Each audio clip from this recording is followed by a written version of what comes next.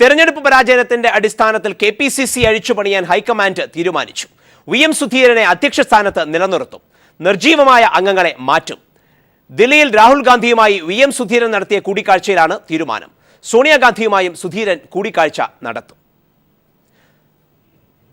പ്രധാനമായിട്ടും news and വ്യൂസിന്റെ ചർച്ചയിലേക്ക് വരുന്നു. ചർച്ചയിൽ നമ്മോടൊപ്പം പങ്കെടുക്കുന്നത് രാഷ്ട്രീയ നിരീക്ഷകൻ Shri Fakhruddin Ali, KPCC media cell അംഗം ശ്രീ BRM ഷഫീർ, രാഷ്ട്രീയ നിരീക്ഷകൻ ശ്രീ ഉണ്ണി ചെറിയാൻ, ഒപ്പം മുതിർന്ന മാധ്യമപ്രവർത്തകൻ ശ്രീ അജിത് കുമാർ. ന്യൂസ് ആൻഡ് വ്യൂസിൽ ചർച്ച ആരംഭിക്കുന്നു. ആദ്യമായിട്ട് KPCC മീഡിയ സെൽ അംഗം ശ്രീ BRM ഷഫീർ. ഷഫീർ, കോൺഗ്രസിന്റെ ഇപ്പോഴത്തെ അവസ്ഥ താങ്കളൊന്ന് നോക്കുക. ഇന്ത്യയിലെ തന്നെ ഏറ്റവും പ്രമുഖമായ ഒരു രാഷ്ട്രീയ പാർട്ടി, ഏറ്റവും ശക്തമായി നിന്ന ഒരു രാഷ്ട്രീയ പാർട്ടി, ഇന്ന് അധികാരമുള്ളത് 7 സംസ്ഥാനങ്ങളിൽ. അതിൽ കർണാടകയെ മാറ്റി നിർത്തിയാൽ മിസോറാം പോലെയുള്ള ചെറു സംസ്ഥാനങ്ങളിലാണ് കോൺഗ്രസിന് അധികാരമുള്ളത്. എന്നാൽ മറുഭാഗത്ത് നോക്കിക്കഴിഞ്ഞാൽ കോൺഗ്രസിനെ എങ്ങനെയും കടപുഴക്കുമെന്നും കോൺഗ്രസ് മുക്ത ഭാരതം തന്നെ സൃഷ്ടിക്കുമെന്നുമുള്ള പ്രഖ്യാപനത്തോടുകൂടെ BJP മുന്നോട്ട് പോയിക്കൊണ്ടിരിക്കുന്നു. ഈ 2 ധ്രുവങ്ങളിൽ പോരാട്ടം, ഈ 2 വിഷയങ്ങൾ, സത്യങ്ങൾ നിലനിൽക്കുമ്പോൾ ഇതിനിടയിൽ കേരളത്തിൽ ഉമ്മൻചാണ്ടി, രമേശ് ചെന്നിത്തല, VM സുധീരൻ, കഴിഞ്ഞ തലമുറ, പുതിയ തലമുറ, ഇങ്ങനെയുള്ള വല്ലാത്ത രീതിയിലുള്ള ഒരു അടി കൊടുമ്പിരി കൊണ്ടിരിക്കുന്നു. യഥാർത്ഥത്തിൽ കോൺഗ്രസ് സ്വയം ആത്മഹത്യ ചെയ്യാൻ തീരുമാനിച്ചിരിക്കുകയാണോ? കോൺഗ്രസ് ഒരു പൊളിറ്റിക്കൽ സൂയിസൈഡ്? ഏത് വാർത്തകളുടെ അടിസ്ഥാനത്തിലാണെന്നറിയില്ല ഇത്തരം ചർച്ചകൾ. അല്ല ഷഫീറെ, ഒറ്റ നിമിഷം, എനിക്കൊന്ന് ചർച്ച തുടങ്ങുന്നതിന് മുമ്പ് നമുക്ക് വളരെ ഓപ്പണായി സംസാരിക്കാം. അതായത് ഇങ്ങനെ ഒന്നും നടക്കുന്നില്ല പോലെയുള്ള വിഷയങ്ങൾ നിങ്ങൾ മറച്ചു വയ്ക്കുന്നതുകൊണ്ട് നിങ്ങൾക്കും ഗുണമില്ല, ആർക്കും ഗുണമില്ല. ഇതൊക്കെ നടക്കുന്നുണ്ട്, നമ്മുടെ പ്രേക്ഷകർക്ക് അറിയുകയും ചെയ്യാം. എന്തിനാണ് പിന്നെ മറച്ചു വെച്ച് സംസാരിക്കുന്നത്? അല്ല, ഞാൻ പറയാം.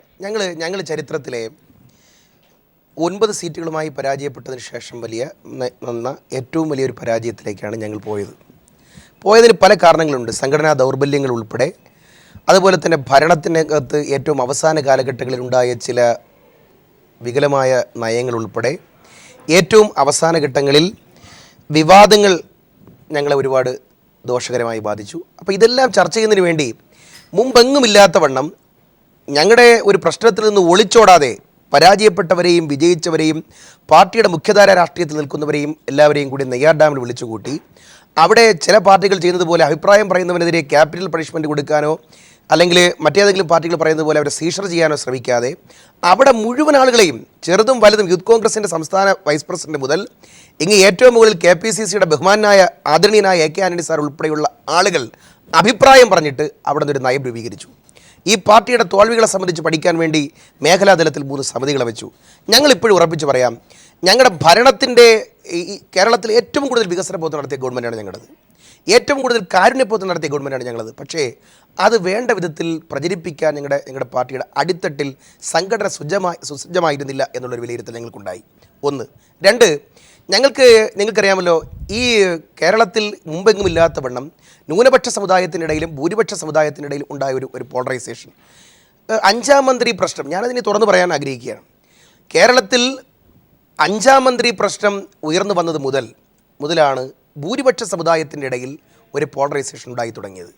മാത്രമല്ല, നിലവിളക്ക് വിവാദങ്ങളും കേൾക്കണം, ഔദ്യോഗിക വസതിയിലെ പേരുമാറ്റങ്ങളും പച്ച ബ്ലൗസും ഉൾപ്പെടെ ഇല്ലാത്തതും ഉള്ളതുമായ അർദ്ധസത്യങ്ങളുമായിട്ടുള്ള കാര്യങ്ങളെ വല്ലാതെ പെരുപ്പിച്ച് കാട്ടി CPM ഉൾപ്പെടെയുള്ള കക്ഷികൾ മുന്നോട്ട് പോയപ്പോൾ അതിൽ നിന്ന് വർഗീയ കക്ഷികൾ മുതലെടുത്തു. ഈ ഭൂരിപക്ഷ സമുദായത്തിന് നീതി കിട്ടുന്നില്ല, ഈ ഗവൺമെൻറ്റിൽ നിന്ന് നീതി കിട്ടുന്നില്ല എന്നുള്ളൊരു തോന്നൽ അവരിലുണ്ടായി. അവർ BJPയിലേക്ക് കണ്ടമാനമൊഴുകി. 1. 2, ഞങ്ങൾ കാണുന്നത് ഒരു 10-15 കൊല്ലമായി യൂത്ത് കോൺഗ്രസും KSUം ഒക്കെ വളരെ നിർജ്ജീവമായൊരു കാലഘട്ടത്തിൽ പുതിയ ചെറുപ്പക്കാർ ഇങ്ങോട്ട് കടന്നു വരുന്നില്ല. IT ടെക്നോളജിയുള്ള ഒരു ലോകമാണെന്ന് ഞങ്ങൾക്കറിയാം. പല DYFI ഉൾപ്പെടെയുള്ള സംഘടനകളിലേക്ക് ആളുകൾ വരുന്നില്ല. സമരത്തിന് ആളുകളെ കിട്ടില്ല. പക്ഷേ ചെറുപ്പക്കാർ നമ്മളിലേക്ക് വരുന്നില്ല. ഇപ്പോഴും ഒരു തലനിരച്ച നേതൃത്വത്തിലേക്കാണ് അടിത്തട്ടിൽ, ഞാൻ മുകളിലത്തെ കാര്യമല്ല, അടിത്തട്ടിൽ നിൽക്കുന്നത്. 2, അല്ല, താഴെത്തട്ടിൽ.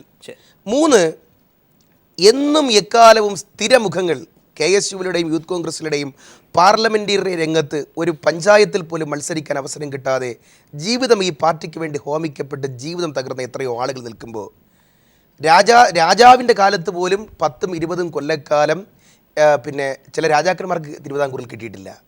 എന്നാൽ പാർലമെൻ്ററി രംഗത്ത് അധികാര സ്ഥാനത്ത് നിന്ന് മാറാതെ നിന്ന ചില സന്ദർഭങ്ങൾ ഞങ്ങളുടെ തോൽവിയുടെ പ്രധാന കാരണമായിരുന്നു. 4, ഞങ്ങളുടെ ഭരണത്തിൻ്റെ കീഴിൽ ന്യൂനപക്ഷങ്ങൾക്ക് എന്തോ അമിതമായി കിട്ടിയെന്നായിരുന്നല്ലോ വ്യാജമായൊരു പ്രചരണം. പക്ഷേ ആ ന്യൂനപക്ഷങ്ങൾ RSS വരുന്നുവെന്ന് CPM വിളിച്ചു പറഞ്ഞപ്പോൾ ഞങ്ങളെ അപ്പാടെ തഴഞ്ഞുകൊണ്ട് ഇറങ്ങിപ്പോയെന്നൊരു സാഹചര്യം. ഞാൻ ഈ കാര്യങ്ങൾ വളരെ തുറന്ന് സംസാരിക്കുക. അപ്പോൾ ന്യൂനപക്ഷ ഭൂരിപക്ഷ വോട്ടുകളുടെ ബാങ്കുകളുടെ തകർച്ച, അടിത്തട്ടിലെ സംഘടനാ ദൗർബല്യം, യുവാക്കൾ ഉൾപ്പെടെയുള്ള പുതിയ ആളുകൾ പാർട്ടിയിലേക്ക് വരുന്നില്ല, പാർട്ടിയിൽ വന്നാൽ അവരെ നിർത്താൻ വേണ്ട സംവിധാനങ്ങളില്ല. 4, നമ്മുടെ ഭരണത്തിൻ്റെ ഏറ്റവും അവസാന ഘട്ടത്തിൽ ഒരു കാരണവും കൂടാതെ, ഞാൻ ഇപ്പോഴും പറയാം, ഒരു കാരണവും കൂടാതെ ഒരിക്കലും ന്യായീകരിക്കാൻ പറ്റാതെ, നേരത്തെ പിന്നെ നമ്മൾ പറഞ്ഞ പ്രവീണൊക്കെ പറഞ്ഞതുപോലെ ഒരു 10-27 ഉത്തരവുകൾ അങ്ങിറങ്ങി. ഇതൊന്നും ഒരിക്കലും ഞങ്ങൾക്ക് ന്യായീകരിക്കാൻ പറ്റില്ല. നിയമപരമായി അതിന് ചിലപ്പോൾ ഇങ്ങനെയുള്ള തോൽവികളുണ്ടായി, വ്യക്തമാണ്. ഇനി നമുക്ക് ഈ തോൽവി എങ്ങനെ ഓവർകം ചെയ്യാം ഞങ്ങൾ ചർച്ച ചെയ്തതിനു ശേഷം ഞങ്ങൾ KPCC മുതൽ ബൂത്ത് തലം വരെ പുനഃസംഘടനയല്ല ഉദ്ദേശിക്കുന്നത്, പുനഃക്രമീകരണം ഏർപ്പെടുത്തുമെന്ന് KPCC പ്രസിഡന്റ് പറഞ്ഞു. 2, RSSനെ മുഖ്യ ശത്രുവായി കണ്ടുകൊണ്ട് ഒരു മൃദു സമീപനവും ഞങ്ങൾ കാണിക്കുന്നത്. ശരി, ആയിക്കോട്ടെ, വ്യക്തമാക്കിയല്ലോ. ഞാൻ അവിടെ 2 കാര്യങ്ങൾ മാത്രം ഒന്ന് സൂചിപ്പിച്ചോട്ടെ. ഒന്ന്, ഈ പറഞ്ഞ ചില പ്രശ്നങ്ങളുണ്ടെന്ന് തുടക്കത്തിൽ ഞാൻ പറഞ്ഞപ്പോഴാണ് ഈ വാർത്ത എവിടെ നിന്ന് കിട്ടിയെന്ന് താങ്കൾ എന്നോട് ചോദിച്ചത്. അത് മറക്കരുത്. ഇതേ പ്രശ്നങ്ങളെ കുറച്ചുകൂടെ മയപ്പെടുത്തിയാണ് ഞാൻ പറഞ്ഞത്. അതിനെ ഏറ്റവും കടുപ്പിച്ച് താങ്കൾ പറഞ്ഞു. ഈ മയപ്പെടുത്തി പറഞ്ഞപ്പോഴാണ് ഈ വാർത്ത എവിടെ നിന്ന് കിട്ടിയെന്ന് താങ്കൾ ചോദിച്ചത്. ഒന്ന്. ഇനി രണ്ടാമത്തെ ഒരു കാര്യം, ഇപ്പോഴും ഈ പറയുന്ന മണ്ഡലം തലങ്ങളിലോ ബൂത്ത് തലങ്ങളിലോ ഒക്കെയുള്ള തലനിരച്ച ആൾക്കാരെക്കുറിച്ച് പറയാനേ തയ്യാറാവുന്നുള്ളൂ. ഇതിന് മുകളിലോട്ടിരിക്കുന്ന തലനിരച്ച ആൾക്കാരെക്കുറിച്ച് തൊടാൻ തയ്യാറാകുന്നില്ല എന്നുള്ള രണ്ടാമത്തെ പ്രശ്നം കൂടെ നിൽക്കുന്നുണ്ട്. ഇനി ഒറ്റ കാര്യം കൂടെ ഒന്ന് പറഞ്ഞു, അതിന് മറുപടി. ഞാൻ പറയാം, ചില സന്ദർഭത്തിൽ നേതാക്കൾ അനിവാര്യരായി മാറും. ശരി, ചില സന്ദർഭത്തിൽ നേതാക്കൾ അനിവാര്യമെന്ന് പറഞ്ഞാൽ സഖാവ് VS അച്യുതാനന്ദന് 93 വയസ്സായി. യെച്ചൂരി പറഞ്ഞതുപോലെ അദ്ദേഹത്തിന് ആരോഗ്യം വളരെ ദൗർബല്യമാണ് എന്ന് പാർട്ടിയുടെ സെക്രട്ടറി പറഞ്ഞു. പക്ഷേ അദ്ദേഹം ഈ തെരഞ്ഞെടുപ്പിൽ മത്സരിച്ചില്ലെങ്കിൽ, അദ്ദേഹത്തിൻ്റെ തന്നെ ഭാഷയിൽ പറഞ്ഞാൽ, ഞാൻ കൂടി മത്സരിക്കേണ്ടത്, ഞാൻ നട്ടുനനച്ച് വളർത്തിയ കമ്മ്യൂണിസ്റ്റ് പാർട്ടി വീണ്ടും അധികാരത്തിൽ വരേണ്ടത് അത്യന്താപേക്ഷിതമാകയാൽ ഞാൻ സജീവമായി മത്സരിക്കേണ്ടി വന്നു എന്ന് പറഞ്ഞാൽ, ചുരുക്കി പറഞ്ഞാൽ CPMന് VSനെ പോലെ ഞങ്ങൾക്ക് അനിവാര്യരായ കുറെ നേതാക്കൾ. ചുരുക്കി പറഞ്ഞാൽ, മറ്റൊരു രീതിയിൽ പറഞ്ഞാൽ, CPM എടുത്ത ചില തീരുമാനങ്ങളെയും നയങ്ങളുടെയും തണലിൽ വേണം നിങ്ങൾക്ക് നിങ്ങളുടെ തീരുമാനങ്ങളെ പോലും ശ്രീ അജിത് കുമാർ വളരെ വിശദമായി തന്നെ ഷഫീർ കോൺഗ്രസിലെ പ്രശ്നങ്ങളെക്കുറിച്ച് സൂചിപ്പിക്കുകയുണ്ടായി. ഇപ്പോൾ ഉള്ള വിഷയങ്ങളെക്കുറിച്ച് ഷഫീറിനേക്കാൾ ഒരുപക്ഷെ കുറച്ചുകൂടെ തുറന്ന് അഭിപ്രായങ്ങൾ പറയുവാൻ ശ്രീ അജിത് കുമാറിന് കഴിഞ്ഞേക്കും. ഒരു രാഷ്ട്രീയ ആത്മഹത്യയിലേക്ക് പോവുകയാണോ കോൺഗ്രസ് ഇന്ത്യയിൽ? കേരളത്തിൽ മാത്രമല്ല, ഇന്ത്യയിൽ. ശ്രീ പ്രവീൺ, ഞാൻ തുടക്കത്തിലൊന്ന് പറഞ്ഞോട്ടെ. പ്രവീണിനെ ആ ഭാഗത്ത് ഇരുന്ന് ഞാൻ ആദ്യമായിട്ടാണ് ഇങ്ങനെ ചർച്ചയിൽ പങ്കെടുക്കുന്നത്. നമ്മളൊക്കെ ഒരു ഫാനലിസ്റ്റുകളായിട്ടിരുന്ന് ഞാൻ നേരത്തെ പറഞ്ഞതുപോലെ വാദിയെ പ്രതിയായിട്ട് കാണുന്നത് ഇപ്പോഴാണ്. ഓക്കെ, എന്നോട് പ്രതി ചോദിച്ചതല്ല, ജഡ്ജ് ചോദിക്കുന്ന ചോദ്യത്തിന് ഞാൻ മറുപടി പറയാം. ശ്രീ പ്രവീൺ അവിടെ കാണുന്നതിൽ സന്തോഷം. All the best. ഒരു കാര്യം ഞാൻ പറയാം. ശ്രീ അഡ്വക്കേറ്റ് ഷഫീർ പറഞ്ഞ പല കാര്യങ്ങളോടും ഞാൻ യോജിക്കുന്നതിനോടൊപ്പം ഒരു കാര്യം, ഒരു യൂണിവേഴ്സൽ ട്രൂത്ത്, നമുക്കൊരു ആഗോളമായിട്ട് അംഗീകരിക്കപ്പെട്ട ഒരു സത്യമുണ്ട്. ആരും അനിവാര്യരല്ല. Nobody is inevitable. ആരും അനിവാര്യരല്ല. ഒരു കുടുംബത്തിന് പോലും ആരും അനിവാര്യരല്ല. അച്ഛൻ മരിച്ചാൽ അവരുടെ ഭാര്യയും മക്കളും അവരുടെ പണി നോക്കും. അപ്പം മരിച്ചാൽ നമ്മൾ കണ്ണീര് പൊഴിക്കും, കർമ്മം ചെയ്യും. അതിനപ്പുറത്ത് പിന്നീട് നമ്മൾ ജീവിക്കും. കുടുംബത്തിന് മുന്നോട്ട് പോകണം, അതുപോലെ പ്രസ്ഥാനങ്ങൾക്ക് മുന്നോട്ട് പോകണം, രാജ്യത്തിന് മുന്നോട്ട് പോകണം. ജവഹർലാൽ നെഹ്റുവിന് ശേഷം ആരെന്നുള്ളത് വലിയ ചോദ്യമായിരുന്നു 60കളിൽ. ഇന്ത്യയുടെ ആദ്യത്തെ പ്രധാനമന്ത്രി ജവഹർലാൽ നെഹ്റുവിന് ശേഷം നെഹ്റുവിൻ്റെ വിയോഗം ഉണ്ടാക്കിയ വലിയൊരു ശൂന്യത ഉണ്ടായിരുന്നു.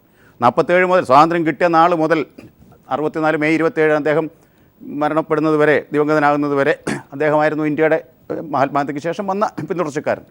നെഹ്റുവിന് ശേഷം ഭീകരമായ ശൂന്യത നമ്മൾ, പിന്നെ ഇന്ത്യയുടെ ഭാവി എന്താകും എന്ന് വിചാരിച്ച് ആശങ്കപ്പെട്ടിരുന്നൊരു തലമുറയുണ്ട്. നമ്മളൊക്കെ ആ തലമുറയിൽ പെടുന്നില്ല. അതിന് ശേഷം പോലും നെഹ്റുവിന് ശേഷം ആരെന്നുള്ളതിന് ഉത്തരം കിട്ടി. പെട്ടെന്നൊരു ലാൽ ബഹദൂർ ശാസ്ത്രി വന്നു. അദ്ദേഹം 65 താഷ്കൻഡിൽ മരണപ്പെട്ടു. അതിൻ്റെ ദുരൂഹതകൾ ഇപ്പോഴും അവശേഷിക്കുന്നു. അതുപോലെ സുഭാഷ് ബോസ്, നേതാജിയുടെ അതുപോലെ തന്നെ മരണത്തിൻ്റെ ദുരൂഹത പോലെ തന്നെ താഷ്കൻഡിലെ അതൊന്നും ഇപ്പോൾ വിഷയമല്ല. അതിനുശേഷം ശ്രീമതി ഇന്ദിരാഗാന്ധി എമർജ് ചെയ്തു. 67 മുതൽ ഇന്ത്യൻ നാഷണൽ കോൺഗ്രസ്സിൽ ഭയങ്കരമായിട്ടൊരു വെർട്ടിക്കലായിട്ടൊരു സ്പ്ലിറ്റ് നടന്നു. അന്നത്തെ ഈ പറഞ്ഞ മുതിർന്ന തലമുറ, ശ്രീ മൊറാർജി ദേശായി, നിജലിംഗപ്പ എന്നൊക്കെ പറഞ്ഞ, അല്ലെങ്കിൽ ആ ഒരു തലമുറ, നമുക്ക് പലതവണ നമ്മൾ ഇവിടെ പറഞ്ഞിട്ടില്ലെങ്കിലും പറയാം. അതിനുശേഷം കോൺഗ്രസ്സിൽ വെർട്ടിക്കലായ ഒരു സ്പ്ലിറ്റ് നടന്നു. ബാങ്ക് നാഷണലൈസേഷൻ വരുന്നു 69-ൽ. അത് പ്രീവിപ്പേഴ്സ് നിർത്തലാക്കുന്ന ഭയങ്കര വിപ്ലവകരമായ ചില തീരുമാനങ്ങൾ എടുത്തിട്ട് ശ്രീമതി ഇന്ദിരാഗാന്ധി ഇവിടെ അങ്ങ് കോൺഗ്രസിൻ്റെ നേതൃത്വം മുഴുവൻ ഏറ്റെടുത്തു. ഇന്ദിരാഗാന്ധിക്ക് അതിനുള്ള അവകാശമുണ്ടായിരുന്നു. ഇന്ദിരാഗാന്ധി ആ നെഹ്റു സ്കൂൾ ഓഫ് ആ ഒരു പൊളിറ്റിക്സിൽ വന്ന് അച്ഛൻ്റെ പ്രിയപ്പെട്ട മകളായിട്ട് വന്നു എന്ന് മാത്രമല്ല, ഇന്ത്യക്കും പ്രിയങ്കരിയായിരുന്നു പ്രിയദർശിനി. അപ്പോൾ ശ്രീമതി ഇന്ദിരാഗാന്ധി നേതൃത്വം ഏറ്റെടുത്ത് കഴിഞ്ഞപ്പോഴത്തേക്ക് കോൺഗ്രസ് 67 എന്നിട്ടും ഒരു സെറ്റ് ബാക്ക് ഉണ്ടായി. 67 കോൺഗ്രസ് സഫർ ചെയ്തു ഓൾ ഇന്ത്യ ലെവലിൽ ലോക്സഭ പാർലമെൻറ്റ് ഇലക്ഷനിലൊക്കെ. പക്ഷേ അതിനുശേഷം 84 അവർ ദയനീയമായി കൊല്ലപ്പെടുന്നതുവരെ ഇന്ദിരാഗാന്ധിയുടെ കയ്യിൽ തന്നെയായിരുന്നു. അടിയന്തരാവസ്ഥയുടെ കാലഘട്ടം കഴിഞ്ഞുള്ള ചെറിയൊരു ബ്രീഫ് പീരീഡ് കഴിഞ്ഞാൽ ഇന്ദിരാഗാന്ധി തന്നെയായിരുന്നു ഇന്ത്യയുടെ കടിഞ്ഞാൺ കൊണ്ടു നടന്നിരുന്നത്. അതിനുശേഷം പെട്ടെന്നൊരു എമർജ് ചെയ്തു, ശ്രീ രാജീവ് ഗാന്ധി വന്നു. അത് കഴിഞ്ഞ് 80കളുടെ ബോഫോഴ്സ് ഇഷ്യൂവിനൊക്കെ ശേഷം ഉള്ള 84 ശേഷമുള്ള നമുക്കറിയാം ഒരു അന്തരാള ഘട്ടത്തിലായിരുന്നു നമ്മുടെ രാജ്യം, നമ്മുടെ പൊളിറ്റിക്സും. 91 പിന്നെ ശ്രീ നരസിംഹറാവു AICCയുടെ പ്രസിഡന്റ് ഇന്ത്യയുടെ പ്രധാനമന്ത്രിയുമായിട്ട് ഒന്നിച്ചു വരുന്നു. ആ 91 ശ്രീ നരസിംഹറാവുവും അദ്ദേഹത്തിൻ്റെ ധനമന്ത്രിയായിരുന്ന ശ്രീ ഡോക്ടർ മൻമോഹൻ സിംഗ് കൂടെ തുടങ്ങി വെച്ച മറ്റേ ലിബറലൈസേഷനും അതിൻ്റെയൊക്കെ അങ്ങനെയുള്ള കാര്യങ്ങളിൽ കൂടി പിന്നെ രാജ്യം 25 കൊല്ലത്തിന് ഇപ്പം നമ്മൾ തിരിഞ്ഞു നോക്കുമ്പോൾ വല്ലാണ്ട് ഒരു പുരോഗതി കൈവരിച്ചതിന് തുടക്കമിട്ട ശ്രീ നരസിംഹറാവുവാണ്. അപ്പം നെഹ്റുവിയൻ യുഗത്തിൽ നിന്ന് നമ്മൾ മൻമോഹൻ സിംഗിൻ്റെ യുഗത്തിലേക്ക് വന്നു കഴിഞ്ഞപ്പോഴത്തേക്ക് രാജ്യം വല്ലാണ്ടങ്ങ് കുതിച്ച് മുന്നോട്ട് പോയി. അപ്പോൾ ഇനിയിപ്പം മൻമോഹൻ സിംഗും മാറി നിൽക്കുന്നു. അപ്പോൾ ഇനിയിപ്പം UPA 2 ഗവൺമെൻറ് വന്നു, അതും കഴിഞ്ഞു. ഇപ്പം ശ്രീമതി സോണിയാഗാന്ധിയുണ്ട്, അല്ലെങ്കിൽ വൈസ് പ്രസിഡൻ്റായ ശ്രീ രാഹുൽ ഗാന്ധിയുണ്ട്. അപ്പോൾ ആരെന്നുള്ളത് നേതൃത്വത്തിൽ കോൺഗ്രസിന് ഒരു ക്ഷാമവുമില്ല. നേതാക്കന്മാരുടെ കാര്യത്തിൽ ആരും അനിവാര്യരല്ല, അഖിലേന്ത്യാ തലത്തിലുമല്ല, സംസ്ഥാന തലത്തിലുമല്ല, ബൂത്ത് തലത്തിലുമല്ല. പക്ഷെ ചിലരെങ്കിലും തങ്ങൾ അനിവാര്യരാണെന്ന് വല്ലാതെ അങ്ങ് വിശ്വസിക്കുന്നുണ്ട്. അത് മൗഢ്യമാണ്. അല്ല, അങ്ങനെ വിശ്വസിക്കുന്നുണ്ടോ? ഒരുപാട് പേര് വിശ്വസിക്കുന്നുണ്ട്. അതുകൊണ്ടാണല്ലോ ശ്രീ ഷഫീർ പറഞ്ഞ പോലെ 10-30 കൊല്ലമായിട്ട് പിന്നെ വഴിമാറി കൊടുക്കാതെ യൂത്ത് ചെറുപ്പക്കാർ. ഇന്ന് കേരളത്തിൽ നിൽക്കുന്ന ഉമ്മൻചാണ്ടിയും ചെന്നിത്തലയും പോലെയുള്ള ആൾക്കാർ, സുധീരൻ ഉൾപ്പെടെയുള്ള ആൾക്കാർക്ക് ആ മൗഢ്യമുണ്ടോ? അല്ല, ഇവിടെ ഒരു തലമുറ മാറ്റം നമ്മൾ കണ്ടു കഴിഞ്ഞു. ഇപ്പോൾ വളരെ സ്മൂത്തായ ഒരു ട്രാൻസിഷൻ നടന്നു, ഒരു ജനറേഷൻ ചേഞ്ച് നടന്നു. എത്രയോ കാലമായിട്ട് KSU അഖില കേരള ബാലേന സഖ്യം, KSU, യൂത്ത് കോൺഗ്രസ് കൂടെ ഒക്കെ വളർന്നു വന്ന ശ്രീ ഉമ്മൻചാണ്ടി എത്രയോ കൊല്ലമായിട്ട് അദ്ദേഹം പിന്നെ പ്രതിപക്ഷ നേതാവായിരുന്നു, മുഖ്യമന്ത്രിയായിട്ട് 5 കൊല്ലം കഴിഞ്ഞു. അദ്ദേഹം വീണ്ടും പ്രതിപക്ഷ നേതാവാകാമായിരുന്നു വേണമെങ്കിൽ. പക്ഷേ വേറെ ചില കാരണങ്ങളുടെ പേരിൽ അദ്ദേഹത്തിൻ്റെ അല്ലെങ്കിൽ ധാർമ്മികമായ അപ്പോഴും കോൺഗ്രസിന്റെ കേരളത്തിലെ പവർ ഫാക്ടേഴ്സ് ഇവർ 3 പേരിലും തന്നെ നിൽക്കുകയാണ്. പവർ ഫാക്ടേഴ്സ് ഇവർ 3 പേരും കൂടെ നയിക്കണം. ഒരു വ്യക്തി കേന്ദ്രീകൃതം ആകരുത് ഇവിടുത്തെ കോൺഗ്രസിന്റെ മുന്നോട്ടുള്ള ഇതെന്നുള്ള രീതിയിൽ കോൺഗ്രസ് പാർട്ടിയുടെ ഹൈക്കമാൻഡ് തീരുമാനം അനുസരിച്ച് ഉണ്ണിച്ചെറിയാൻ കോൺഗ്രസിൻ്റെ ഈ പറഞ്ഞ സ്ഥിതികളൊക്കെ നമ്മളിപ്പോൾ ഷഫീർ ഒരു വലിയ നിര തന്നെ പ്രശ്നങ്ങളെക്കുറിച്ച് പറയുകയുണ്ടായി. കോൺഗ്രസിൻ്റെ ചരിത്രത്തിൽ നേതൃത്വം മാറി മാറി വന്നതുമായി ബന്ധപ്പെട്ട വിഷയങ്ങളും അതുകൊണ്ട് തന്നെ ആരും അനിവാര്യരല്ല എന്ന് അജിത് കുമാർ പറയുകയുണ്ടായി. ഇന്ന് നിൽക്കുന്ന ഈ സിറ്റുവേഷനിൽ ഇതേ നേതൃത്വത്തിന് തന്നെ നിലനിർത്തി കൊണ്ടുപോവുകയും ഇതേപോലെ തന്നെ കോൺഗ്രസ് മുന്നോട്ട് പോവുകയും ചെയ്യുകയാണ് എങ്കിൽ അതെവിടെയായിരിക്കും എത്തിച്ചേരുക? അങ്ങനെ പോകുവാൻ വേണ്ടിയിട്ടുള്ള ഒരു തീരുമാനം ഹൈക്കമാൻഡ് എടുക്കും? ഹൈക്കമാൻഡ് ഇപ്പോൾ എന്ത് തീരുമാനമാണ് എടുക്കാൻ പോകുന്നത് എന്നുള്ളതിനെ പറ്റി വളരെ കൃത്യമായിട്ട് പ്രവചിക്കാനൊന്നും ഞാനാളല്ല. പക്ഷേ ഇപ്പോൾ ഈ അഡ്വക്കേറ്റ് ഷഫീറും ശ്രീ അജിത് കുമാറും ഇത് വളരെ വ്യക്തമായിട്ട് കോൺഗ്രസുമായിട്ട് വളരെ അടുത്ത് പ്രവർത്തിക്കുന്ന 2 ആളുകളാണ്. അവർക്ക് കാര്യങ്ങളൊക്കെ മനസ്സിലായിട്ടുണ്ടെന്നുള്ളൊരു ഉറപ്പാണ്. മനസ്സിലാവാതെ പോയൊരു കാര്യമായിട്ട് എനിക്ക് തോന്നുന്നത്, ഇപ്പോൾ ശ്രീ അജിത് കുമാർ പറഞ്ഞതുപോലെ നേതാക്കന്മാർ ഒരു പാർട്ടിയിലും അനിവാര്യരല്ല. പക്ഷെ ആ പാർട്ടി എന്താണ് എന്നുള്ളത് ജനങ്ങളോട് പറയണം ആരെങ്കിലും. പാർട്ടിക്ക് പ്രവർത്തിക്കാൻ ഒരു സ്പേസ് വേണം. കോൺഗ്രസിൻ്റെ കേരളത്തിലെ സ്പേസ് എന്താണ്? ഞാൻ മനസ്സിലാക്കുന്നത്, ഞാൻ വിചാരിക്കുന്നത് കോൺഗ്രസ്സിന് കേരളത്തിൽ കോൺഗ്രസിൻ്റെതെന്ന് പറയാവുന്ന ഒരു സ്പേസേ അവർ നഷ്ടപ്പെടുത്തി കളഞ്ഞു. ഇനി നേതാവ് മാറുന്നത് കൊണ്ടൊന്നും കാര്യമില്ല. കാരണം ജനങ്ങളോട് പറയാൻ നിങ്ങൾ ഞങ്ങളുടെ കൂടെ നിൽക്കേണ്ടത് ഇന്ന കാരണങ്ങളാലാണ് എന്ന് ജനങ്ങളോട് പറയാൻ. ഇപ്പോൾ ഇടതുപക്ഷത്തിൻ്റെ കാര്യം പറയുമ്പോൾ അല്ലെങ്കിൽ കമ്മ്യൂണിസ്റ്റ് മാർക്സിസ്റ്റ് പാർട്ടിയുടെ കാര്യം പറയുമ്പോൾ നിങ്ങളൊന്ന് ശ്രദ്ധിക്കേണ്ടത്, അവർ ഞാനിപ്പോൾ പറയുന്ന എല്ലാ കാര്യങ്ങളും പ്രയോഗത്തിൽ കൊണ്ടുവരുന്നതല്ല. പക്ഷേ അവർക്കൊരു ഇടതുപക്ഷ മനസ്സുണ്ടെന്നും അവർ ഈ പറയുന്ന സാമൂഹികമായിട്ട് സാമ്പത്തികമായിട്ട് പിന്നോക്കം നിൽക്കുന്ന ആളുകളുടെ കൂടെ നിൽക്കുന്നവരാണെന്നും അല്ലെങ്കിൽ കേരളത്തിലെ വളരെ പുരോഗമനപരമായ ജനകീയാസൂത്രണം പോലെയോ സാക്ഷരതാ പ്രസ്ഥാനം പോലെയുള്ള മാസ് മൂവ്മെൻറ്റുകൾ കൊണ്ടുവന്ന ആളുകളാണെന്നൊക്കെ ഉള്ളൊരു അവരെ പറ്റിയുള്ള അങ്ങനത്തെ ഒരു ധാരണയുണ്ട്. അപ്പോൾ ഒരു ഇടതുപക്ഷ മനസ്സുള്ളവർക്ക് വിശ്വസിക്കാവുന്ന ഒരു രാഷ്ട്രീയ പ്രസ്ഥാനമാണ് Communist Party of India Marxist. BJPയുടെ കാര്യം എടുക്കൂ. BJP മുന്നോട്ട് വയ്ക്കുന്നൊരു ഹിന്ദുത്വ അജണ്ട, ശരി, അതിൽ താല്പര്യമുള്ളവർക്ക് BJP സ്വീകാര്യമാണ്. എന്താണ് കോൺഗ്രസ്? ഞാൻ വളരെ അത്ഭുതത്തോടെ ആലോചിക്കുകയാണ്. കോൺഗ്രസിന് ഇപ്പോൾ സത്യത്തിൽ പറയാൻ ആകെയുള്ളത് ശ്രീ അജിത് കുമാർ പറഞ്ഞതുപോലെ ഒരു 131 വർഷത്തെ പാരമ്പര്യം മാത്രമാണ്. തറവാടിത്തം കൊണ്ട് മാത്രം നമുക്കൊരു ഒരു രാഷ്ട്രീയ പാർട്ടിയെ ഇനിയുള്ള കാലത്ത് പ്രബുദ്ധരായ ഒരു സമൂഹത്തിൻ്റെ മുമ്പിലേക്ക് കൊണ്ടുവന്ന് വെക്കാൻ പറ്റില്ല.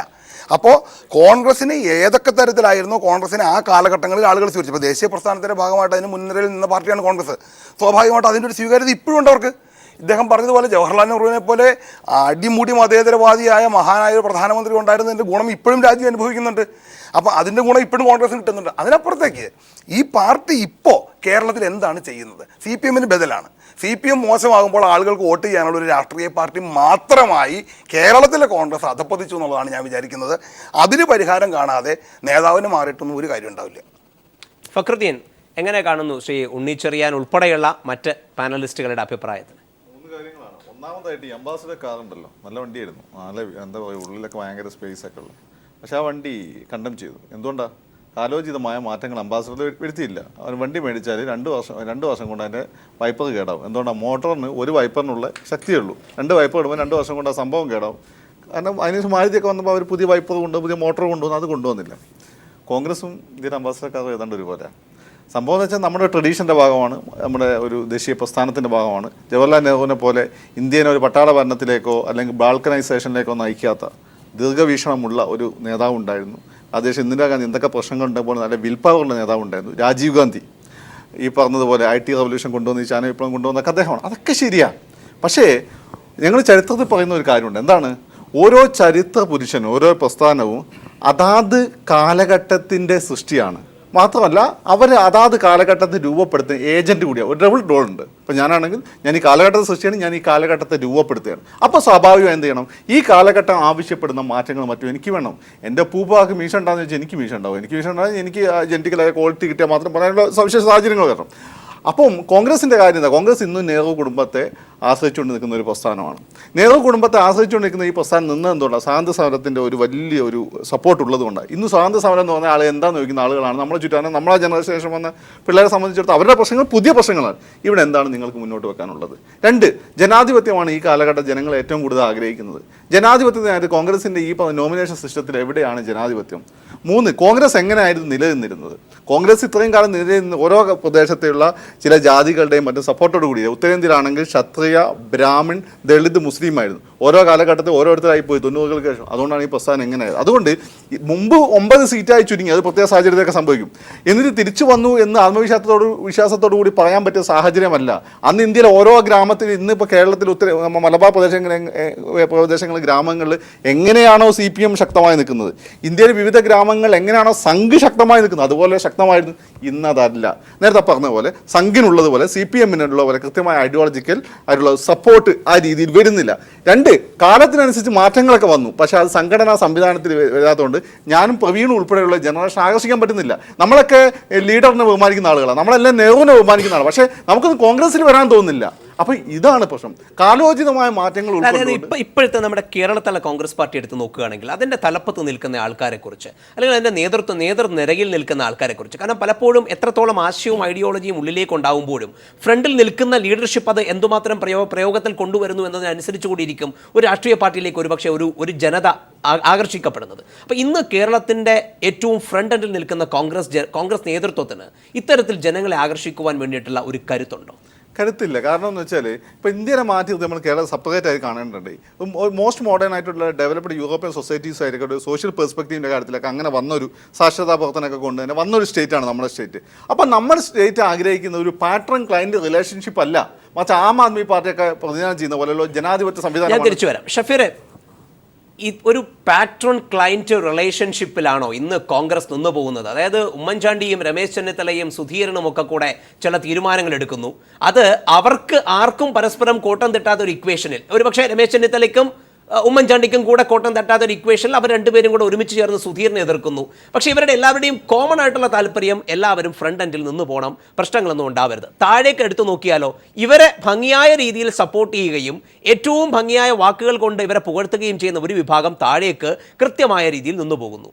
ഈ കോൺഗ്രസ് നേരത്തെ പറഞ്ഞതുപോലെ അഴിമതിക്കാർക്കെതിരെ ശക്തമായി നടപടിയെടുക്കുന്നില്ല. കടുംപെട്ട് ക്യാബിനറ്റ് എന്ന് പറഞ്ഞ ക്യാബിനറ്റിനെതിരെ കൃത്യമായിട്ടൊരു വാക്കുപോലും ഉച്ചരിക്കുന്നില്ല. നേരത്തെ പറഞ്ഞ മുസ്ലിം ലീഗിൻ്റെ ഉൾപ്പെടെയുള്ള പല ഘടകകക്ഷികളുടെയും അമിതമായിട്ടുള്ള കടന്നുകയറ്റത്തിനെ ഒരു തരത്തിൽ പോലും വാക്കുകൊണ്ടുപോലും നോവിക്കുന്നില്ല. അതുകൊണ്ട് തന്നെ നേതൃത്വത്തിന് വേണ്ടി നിലനിൽക്കുന്ന ഒരു പാർട്ടിയായി കോൺഗ്രസ് കേരളത്തിൽ അധപ്പതിക്കുന്നുണ്ടോ? ഈ പാർട്ടിയിൽ സൗത്തിലോട്ടൊന്നും മുസ്ലിംസിന് വളർന്നു വരാൻ പറ്റാത്ത സാഹചര്യം. കാരണം മുസ്ലിംസിനെ ഇവർ വളർത്തില്ല. കാരണം അവർ മുസ്ലിം ലീഗിന് എഴുതി കൊടുക്കുക. ഈ പറഞ്ഞ ഷഫീർ കൂട്ടത്ത് നന്നായി സംസാരിക്കുന്നുള്ള ഷഫീറിനെ നമ്മൾ കണ്ടപ്പോൾ സുധീരം വന്നതിന് ശേഷം ബാക്കി പറഞ്ഞു. ഷഫീർ പറയും. അല്ല, ഞാൻ പറയാം. ഇതിനകത്ത് ഈ തലമുറകളുടെ മാറ്റമൊക്കെ കോൺഗ്രസിനും സംഭവിച്ചുകൊണ്ടിരിക്കുക. ഒരു 25-30 കൊല്ലക്കാലം ബഹുമാനായ ലീഡറും AK ആൻ്റണിയും ഉൾപ്പെടുന്ന രാഷ്ട്രീയ തലമുറയായിരുന്നു ഉണ്ടായിരുന്നത്. അതിനുശേഷം അത് ബഹുമാനായ ശ്രീ ഉമ്മൻചാണ്ടിയും ശ്രീ രമേശ് ചെന്നിത്തലയിലേക്കും അത് കളം മാറി. ഇടയ്ക്കാണ് ബഹുമാനായ VM കടന്നു വന്നത്. VM എത്രയോ കാലമായി ജനപക്ഷ രാഷ്ട്രീയത്തിൽ നിന്നൊരാളാണ്. ക്യൂരിയോസിറ്റിയുടെ പുറത്തൊന്ന് ചോദിച്ചോട്ടെ, നിങ്ങൾ ഈ പരമ്പരാഗതമായി താഴേക്ക് കൊടുക്കുന്നത് ഗ്രൂപ്പുകളുടെ അങ്ങനെയല്ല. ഞാൻ പറയട്ടെ, കോൺഗ്രസിൽ ഗ്രൂപ്പൊക്കെ ഉണ്ട്. അതൊന്നും ജവഹർലാൽ നെഹ്റുവിന്റെ കാലം മുതൽ ശ്രീ ഡണ്ടന്റെ കാലഘട്ടം മുതൽ സുഭാഷ് ചന്ദ്രബോസും നെഹ്റുവും തമ്മിൽ തെറ്റുന്നതിന് ഒരു കാലത്തുണ്ടായിരുന്ന ഐഡിയോളജിക്കൽ ഗ്രൂപ്പുകളെ നിങ്ങൾ വ്യക്തിപരമായ ഗ്രൂപ്പുകളുമായിട്ട് കമ്പയർ ചെയ്ത് ഇതൊരിക്കലും അങ്ങനെയല്ല. ഞാൻ പറയാം, കോൺഗ്രസിൽ ഗ്രൂപ്പുകളുണ്ട് ഇല്ല എന്ന് ഞാൻ പറഞ്ഞാൽ അത് ഒരിക്കലും സത്യമായില്ല. നെഹ്റുവിന്റെയോ കാലത്തുണ്ടായിരുന്ന ഗ്രൂപ്പുകളെ ഐഡിയോളജിക്കലി നമുക്ക് എന്തായിരുന്നു എന്ന് എക്സ്പ്ലെയിൻ ചെയ്യാം. ചെന്നിത്തലയ്ക്കും ഉമ്മൻചാണ്ടിക്കും തമ്മിൽ എന്ത് ഐഡിയോളജിക്കൽ വ്യത്യാസം? ഞാൻ പറയാം, ഈ തെരഞ്ഞെടുപ്പിൽ നിങ്ങൾ മനസ്സിലാക്കേണ്ട ഒരു കാര്യം, കേരളത്തിൽ സാധാരണഗതിയിൽ മുഖ്യമന്ത്രിമാരെന്ന് പറഞ്ഞാൽ മുഖ്യമന്ത്രിമാർ അധികാരത്തിലിരിക്കുമ്പോൾ KPC പ്രസിഡന്റുമാരുടെ ഭാഗത്ത് നിന്ന് വല്ലാതെ വിമർശനങ്ങൾ ഉണ്ടാവാറുണ്ടായിരുന്നു, തിരിച്ചും ഉണ്ടാവാറുണ്ട്. ഭരണ പാർട്ടിക്കകത്ത് തന്നെ പ്രതിപക്ഷങ്ങളുണ്ടായിരുന്നു. പക്ഷേ ഈ കഴിഞ്ഞ 5 കൊല്ലക്കാലം നിങ്ങൾ മനസ്സിലാക്കൂ, പാർട്ടിയും സർക്കാരും തമ്മിൽ ഒരു ഗ്രൂപ്പിസത്തിൻ്റെയും ഭാഗമായിട്ടുണ്ടായിരുന്നില്ല. ഗ്രൂപ്പ് പ്രശ്നങ്ങൾ അടിത്തട്ടിൽ ഉൾപ്പെടെ വളരെ കുറഞ്ഞൊരു കാലഘട്ടമാണ് കഴിഞ്ഞ 5 കൊല്ലക്കാലം. അത് ഞങ്ങൾക്ക് ഏറെ പ്രതീക്ഷ നൽകുന്നൊരു കാര്യമാണ്. പിന്നെ പറഞ്ഞല്ലോ, ഇത് ഉണ്ണിച്ചെറിയാൻ പറഞ്ഞതുപോലെ ഇവിടെ ഇപ്പോൾ ഈ 3 നേതാക്കന്മാരുടെ ഒരു സത്യമാണ്, അതൊരു അനിവാര്യതയാണ്, ഒരു സത്യമാണ്. അജിത് സാറിന് ചിലപ്പോൾ എതിരഭിപ്രായം ഉണ്ടായിരിക്കും. പക്ഷേ ഞാൻ ഒരു കാര്യം പറയാം, ഈ 3 നേതാക്കന്മാർ 3 തരത്തിൽ ജനങ്ങളിൽ നിന്ന് എമർജ് ചെയ്ത് വന്നതാണ്. ആരെങ്കിലും പൊട്ടിമുളച്ച് കൊണ്ടുവന്നതല്ല, ജനങ്ങളിൽ നിന്ന് എമർജ് ചെയ്ത് വന്നവരാണ്. ഒരാൾ ജനപക്ഷ രാഷ്ട്രീയമാണ്, ഒരാൾ പ്രായോഗിക രാഷ്ട്രീയമാണ്, ഒരാൾ ആദർശ രാഷ്ട്രീയമാണ്. ഈ 3ന്റെയും കൂടെ സമചിത സമ്മേളനമാണ് കോൺഗ്രസ്. ഞാൻ വ്യക്തമായി ഒന്ന് പറഞ്ഞല്ലോ. എനിക്കറിയില്ല, ആ ഗ്രൂപ്പുകളിലേക്ക് നമുക്ക് തിരിച്ചു വരാം. ചർച്ച തുടരുന്നു. ശ്രീ അജിത് കുമാർ, ഷഫീർ പറഞ്ഞു നിർത്തിയ വളരെ താത്വികമായിട്ടുള്ള ഒരു അവലോകനമുണ്ട്. ജനപക്ഷമായിട്ടുള്ള ഒരു നേതൃത്വം, പ്രായോഗികമായിട്ടുള്ള ഒരു പക്ഷം, ആദർശത്തിന്റെ മറ്റൊരു പക്ഷം. ഇവർ 3 പേരും കൂടെ മുന്നിൽ നിന്ന് നയിക്കുന്ന ഒരു ഗ്രൂപ്പ് സമവാക്യത്തിലൂടെയാണ്. ഗ്രൂപ്പ് ഞാൻ പറഞ്ഞില്ല, ശരി, ആ ഇക്വേഷനിലൂടെയാണ് ഇപ്പോൾ കോൺഗ്രസ് മുന്നോട്ട് പൊയ്ക്കൊണ്ടിരിക്കുന്നത്. അത് നല്ലതിന് വേണ്ടിയുള്ള ഒരു പോക്കാണോ? ഈ അടിസ്ഥാനത്തിലാണോ യഥാർത്ഥത്തിൽ കോൺഗ്രസിൽ വേർതിരിവുകൾ ഇപ്പോൾ ഉള്ളത്? ഷഫീർ പറഞ്ഞ ഒരു യാഥാർത്ഥ്യമാണ്. അതായത് കോൺഗ്രസ്സിൽ എല്ലാ കാലത്തും ഗ്രൂപ്പുകൾ ഉണ്ടായിട്ടുണ്ട്. അത് മുമ്പ് പഴയ ചരിത്രം പറഞ്ഞ പോലെ അതിപ്പോൾ അതിലേക്ക് വന്നാൽ ശ്രീ പ്രവീൺ ഉടനെ മറ്റേ സോഷ്യലിസത്തിൻ്റെയൊക്കെ നെഹ്റുവിയൻ എക്കണോമിയുടെയും സോഷ്യലിസത്തിൻ്റെ കാര്യത്തിലേക്ക് പോകേണ്ടി വരില്ല. അത് അതിലേക്ക് പോകുന്നില്ല.